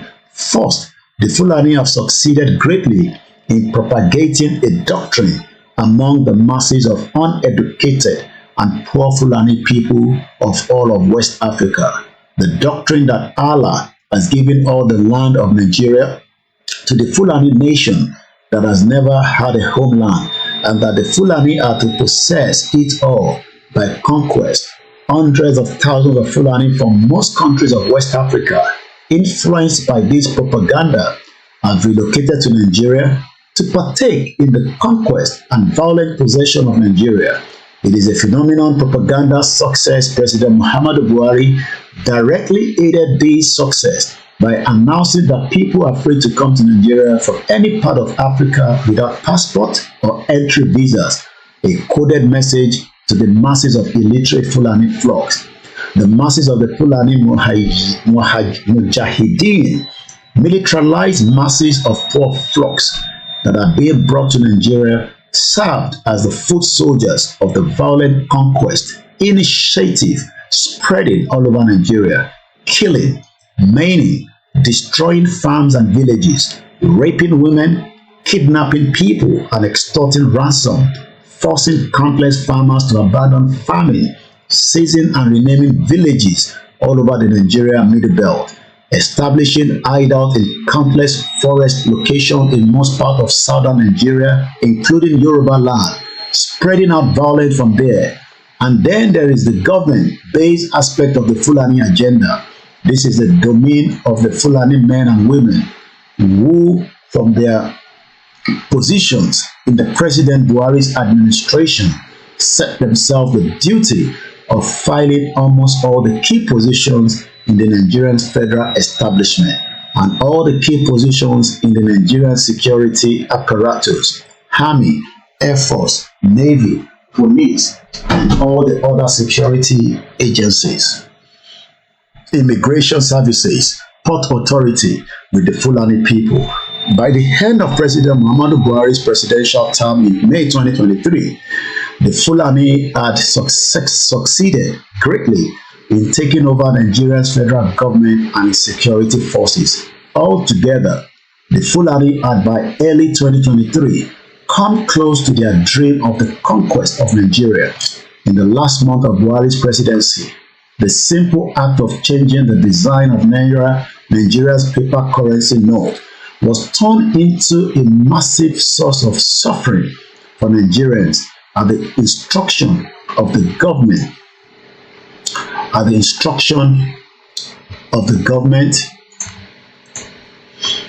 People surrender their old currency note to the banks, but when people demanded the new note, the bank usually had none to give. Therefore, even the rich people who own large amount of money in the banks had no cash to spend. Commercial life fell into utter chaos. People were desperately rushing to banks and fighting bank officials, forcing bank officials to flee over walls and fences. In many towns, people destroyed or burnt down banks' buildings. Desperate men, women stripped naked in the banking hall. Some committed suicide. Across the country, many banks closed down because of the angry crowd in front of the banks. It became a hazard to go to the banks in most parts of the country. The Nigerian Supreme Court ruled that the old currency note should return to circulation, but the executive government ignored their ruling. The cause of all this destructiveness is the incompetence of the Nigerian government, coupled with the government's constant strategy of imposing poverty and want on the people in order to make them more controllable, subdue them. Factually, all Yoruba people now want their Yoruba nation to quit Nigeria. Nigeria is no longer one country. It is a chaotic stack of insecure, distressed, mutual hostility, nationalities, a failed state in the estimation of the informed world. The two things now keeping the chaotic stack together are first, the common people's fear of more blood, and second, the resolve of some of the elite of various peoples of Nigeria to hold on to their shares in the Nigerian culture of public corruption, and the timidity and insensitivity of most of the rest of the elite to act purposefully and decisively towards peaceful separation of their various nations from Nigeria. As things are going now, a blood-soaked dissolution is becoming inevitable. On February 24th and 26th, and let me just add this to buttress that side that Babakitoye just told us, that the blood-soaking now is going to be inevitable if nothing is done as quickly and as swiftly to stop what is about to be unleashed on you and me and many Nigerians, due to the fact that things have not turned around since even the 1 year of this failed government called APC, a criminal government that have brought poverty. This is what Pastor Emmanuel Femi said regarding that section. that there is going to be an imminent war if things are not taken care of quickly by President Bola Tinubu. My name is OLAYOMI KOIKI. You're watching, listening to Koikimedia Live, Yoruba Self-Determination, no going back. Good morning, Mr. Ola Niels, and just raising a very good morning to you. I pray God will give Asiwaju the courage to do it, because it will affect even himself. It will affect all the APC powers. It will affect all the MDs of banks. The MDs of banks are the destroyer of this system. The powerful, the high and the mighty. He is stepping on their toes. I pray God give him the grace to do it. The next thing he should do, tell him if you know him, is to restructure this country. Nigeria is a fraud. One particular tribe repressing the whole of us. Did you hear what Central Bank governor wants to do? Just a department, the operation department of Central Bank, to be moved back to Lagos, where you have 99% of the headquarters of bank. The North is agitated. Don't take Abuja back to Lagos. They don't care. If you all become beggars, it's okay for their oligarchic mentality. I talk like no other pastor talk. I talk like no other pastor talk. Because I have seen into governance, I have seen into the church. And I know where the problem is in this country. Are you hearing me? They may not like what I'm saying, but they cannot dispute the truth. This country cannot go on like this. Okay, I was talking about those who migrated. I don't blame those that want to japa. You know, initially I was saying don't japa. Do you hear me say that again? Japa if you want to japa. Because you look at the country and say, what future? If it goes on like this, what future? If it goes on like this, civil war is imminent. If it goes on like this, military intervention is imminent. Do we want to go back to that? No. Something must happen. I have always believed that something must happen. Do you see the way we pray in this church? Make Nigeria one. We don't pray. Nigeria is not one, and it can never be one. We are different nations tied together by force. We should still be one country, but let everyone govern himself the way he likes. Are you hearing me? Let the Niger Delta have their oil. Let the East have their resources. Let the Yoruba people have their resources. Let the North have their resources. Let them manage their security. Give them state police. Let everybody guard his borders. Let everybody generate his economy. Why must you generate oil in the Niger Delta and take it to the north? Why must you generate IGR here, or the VATs, and take it to the north? That generate nothing. The 10 key northern states have Sharia. Sharia says no to alcohol. Sharia says no to tobacco. But alcohol and tobacco is what gives us VAT here. And you take the money from there to spend where you say you don't want, but you like the money. Fraud. Fraud. Fraud. Fraud. Unfairness. Injustice. Where did we sit down to make Nigeria 36 states? Where did we sit down? Nigeria was negotiated 3 regions. North, West, East. 1963, by plebiscite, Midwest came in. Where did we sit down and say we shall be 36 states plus Abuja, and the biggest one taken to the north? More local governments. Then we came with federal character. You are qualified, but from the tribe you came from, you can't be qualified. Now, you can't pass any law in that National Assembly without Northern approval. They are in larger quantity. Deliberately made so. So how do we go from there?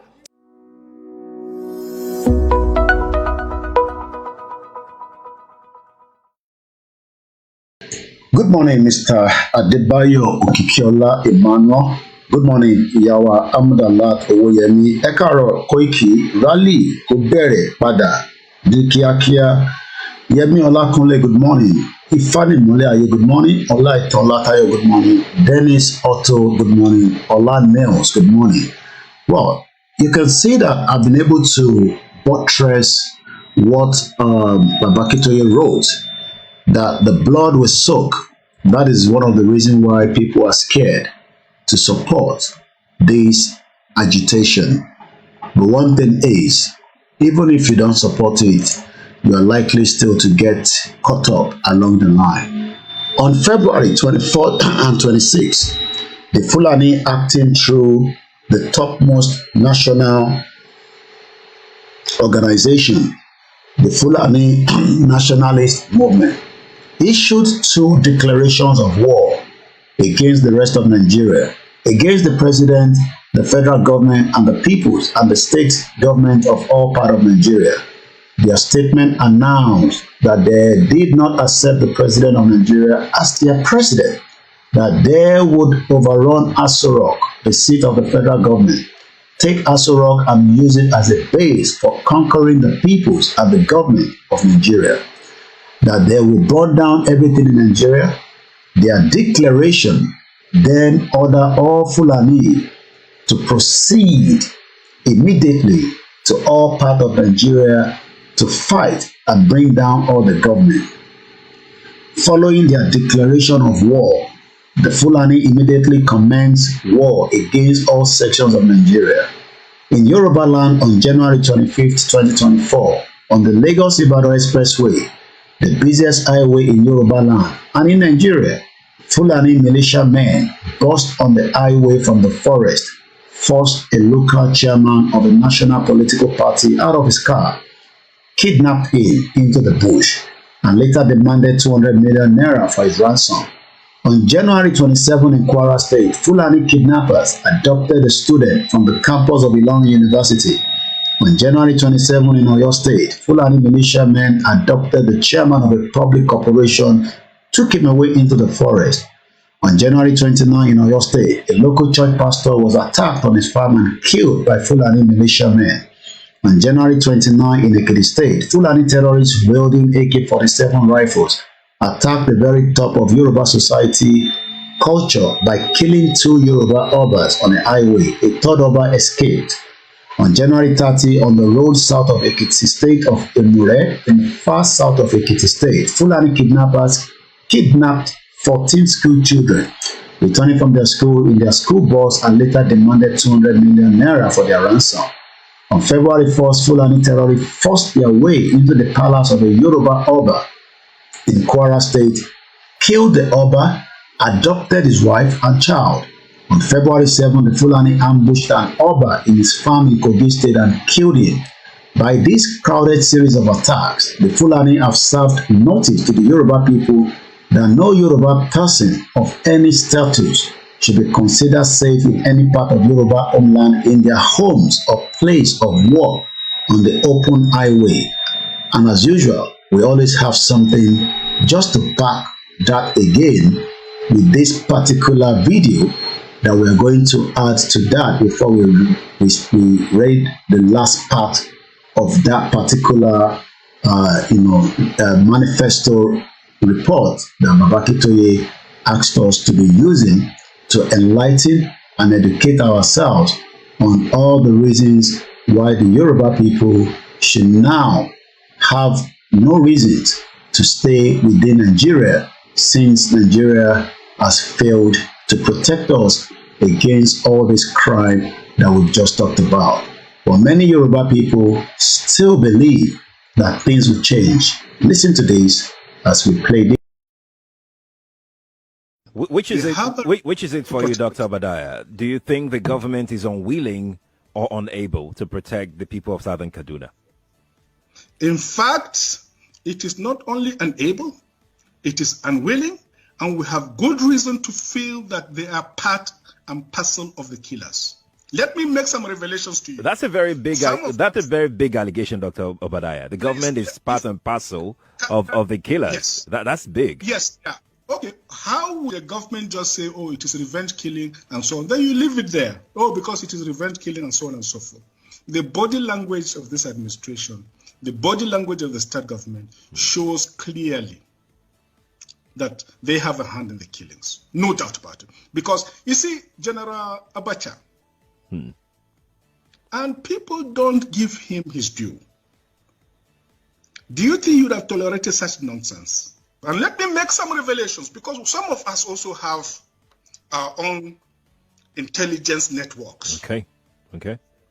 Have met with some of the bandits. We have met with some of their high commanders. One or two who have repented. They have sat down with us, not once, not twice. They told us that one of the northern governors is the commander of Boko Haram in Nigeria. Boko Haram and the bandits are one and the same thing. They have a sophisticated network.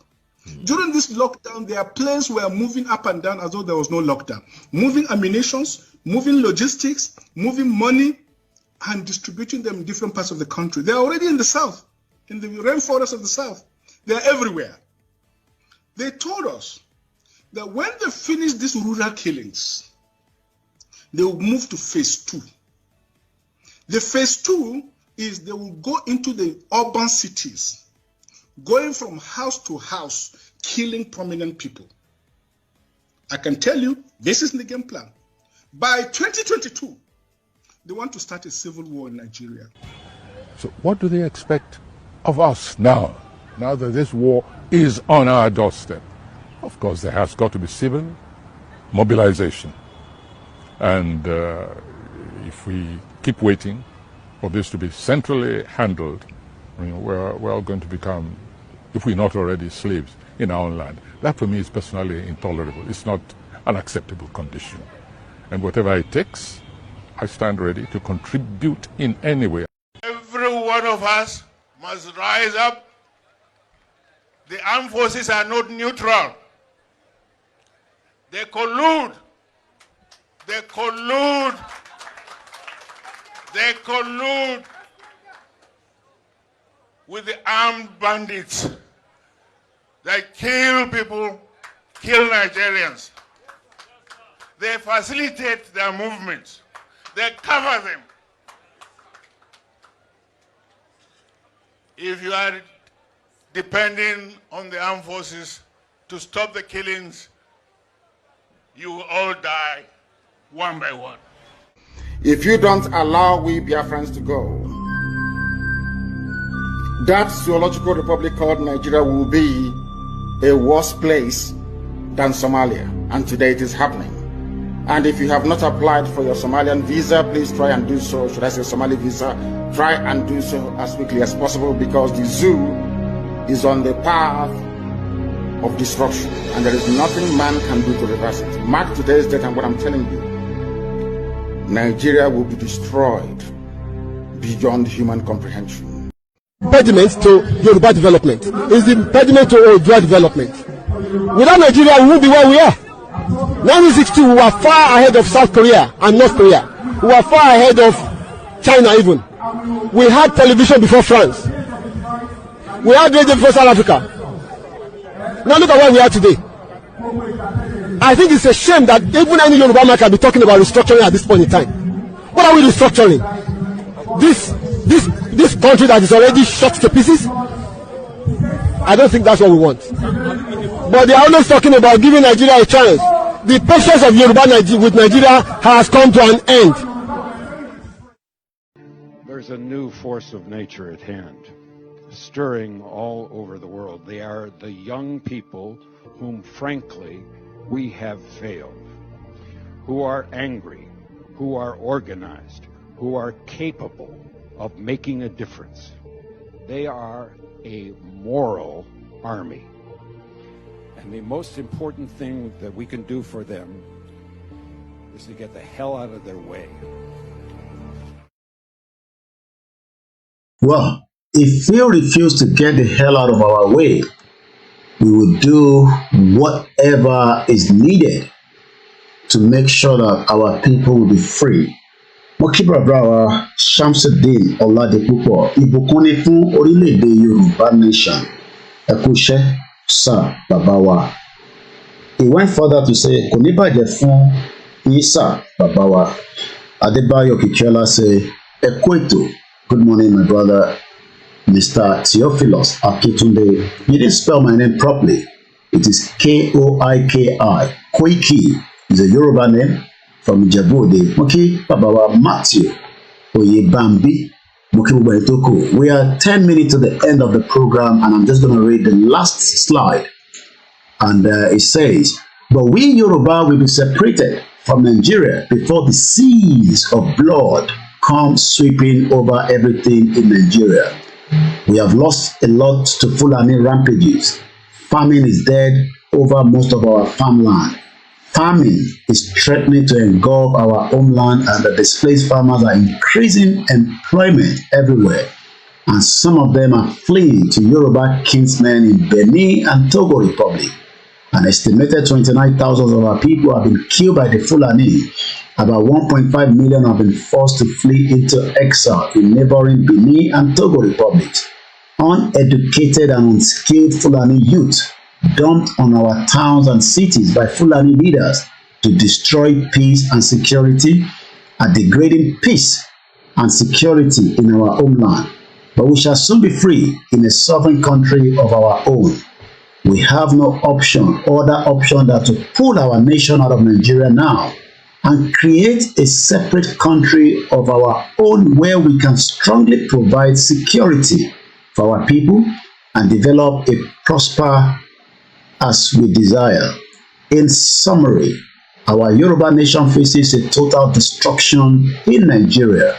We Yoruba have always proudly taken the lead in promotion of Nigeria's development and progress, but we have now resolved in the exit of Nigeria. This is the part 2 of the conversation that Abakitoye produced, known as the Good News, Path to Prosperity in ORILEEDE Yoruba, put together by Professor Adebanji Akitoye, the leader of the Yoruba Self-Determination Group, the leader that saw a vision that the Yoruba people should now get the hell out of Nigeria before we get soaked in the blood of what Nigeria is creating at present. Bí a ṣe ti ń gbé ètò yìí wá sí ìsàlẹ̀, mo tún kí gbogbo èèyàn wa. Ọ̀túnlá Tèmítọ́pẹ́ show. Good morning to you. Just reason. The most annoying part is that those who are standing on the fence today would in the future claim that the new Nigeria is not working. Well, maybe I should help you to just balance that conversation, because when Jonathan was in office, he kept his mouth closed while killings was taking place. But he knew the truth, but he never told us the truth. He did not even talk about the confab of 2014. He actually ignored it. Now that he's out of office, after also eating out of the national cake, this is what he had to say, just to buttress what Just Reason have said. Mukiyawa, Power Kalitu, Ajala, Ajibola, and as many of you that have joined us, Babami Adeyemi Olayemi say, may his departed soul of Dr. Malafi Obadia continue to rest in peace. And you went further to say a good morning. As many of you will be heading out for your day activities, I have started my day activities that would have cost me 33 pounds or thereabout if I was meant to go out and work this morning at a 3 hours cleaning job. An hour in the UK is £11.40. So take a look at it and say, nígbà tó bá ti jókòó tó ti ṣe 3 hours, who pays for that services? This is the reason why we say all the time, your little contribution, your support will keep this platform to still open for the purpose of the self-determination without compromising. You can do all those donations. It is voluntary. It is not a Yoruba money account I'm asking for. This is a contribution as a media personnel to support the Koikimedia platform. The account details on the screen says it is meant for us to be able to use for the work as a media. I am not a blogger, neither am I your vlog. I am a journalist, a media personnel that works hard to contribute my quota to the humanity. You can do so whether it's a First Bank account 3096808848. You can send it through PayPal, musakalam1@yahoo.com. If you need a Zelle account, reach out to me. And if you also want to send to the UK account, 040605-169062228, and is a business account, Koikimedia. Is it ethical? Yes, it is. You pay for BBC to operate under the TV license. You also contribute to other media platforms that are also working around the world. So asking for money is not something that is not allowed. It is ethical, and it will remain so as much as we can. We take the next video, and in the next 5 minutes, this program will be brought to an end because we've done 3 hours already. Thinking about how we've been having this conversation about the unity of Nigeria. And I reflect back at some of the prominent statements made by some of our founding leaders. And I feel that probably this will help us to have a conversation on the Nigerian unity. I just brought 4, not to bore you. First, and I quote, not my statement, Nigeria is not a nation. It's a mere geographical expression. There are no Nigerians in the same sense as there are English, Welsh, or French.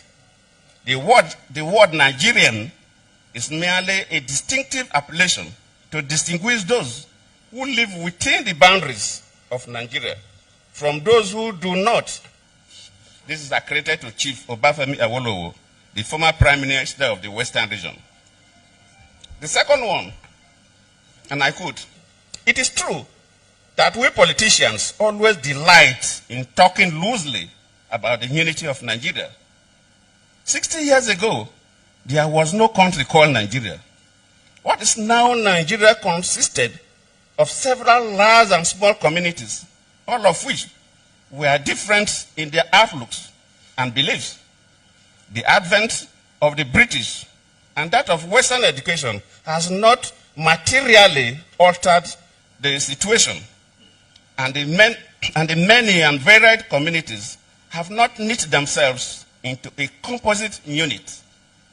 This is accredited to Sir Amadu Bello, former Premier of Northern Region.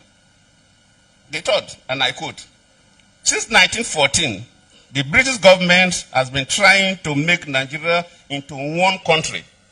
But the Nigerian people themselves are historically different in their backgrounds, in their religious beliefs and customs, and do not show themselves any sign of willingness to unite. The Nigerian unity is only a British intention for the country. Well, Tinubu will also complete his tenure, and he will be doing this kind of video that the Nigerian unity is only a British intention. The question is, why they are in office, why are they not pushing for the country to be dissolved, de-amalgamated, without bloodshed? But they are not interested because they are still working for their criminal partners and foreign partners around the globe. Remember that the poverty level in Nigeria is not going anywhere. It will be there until we dissolve the union.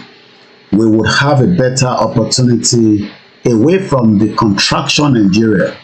You will be able to eat at least 3 square meals when we have an independent Yoruba country that can protect the farmers and many of our businesses across.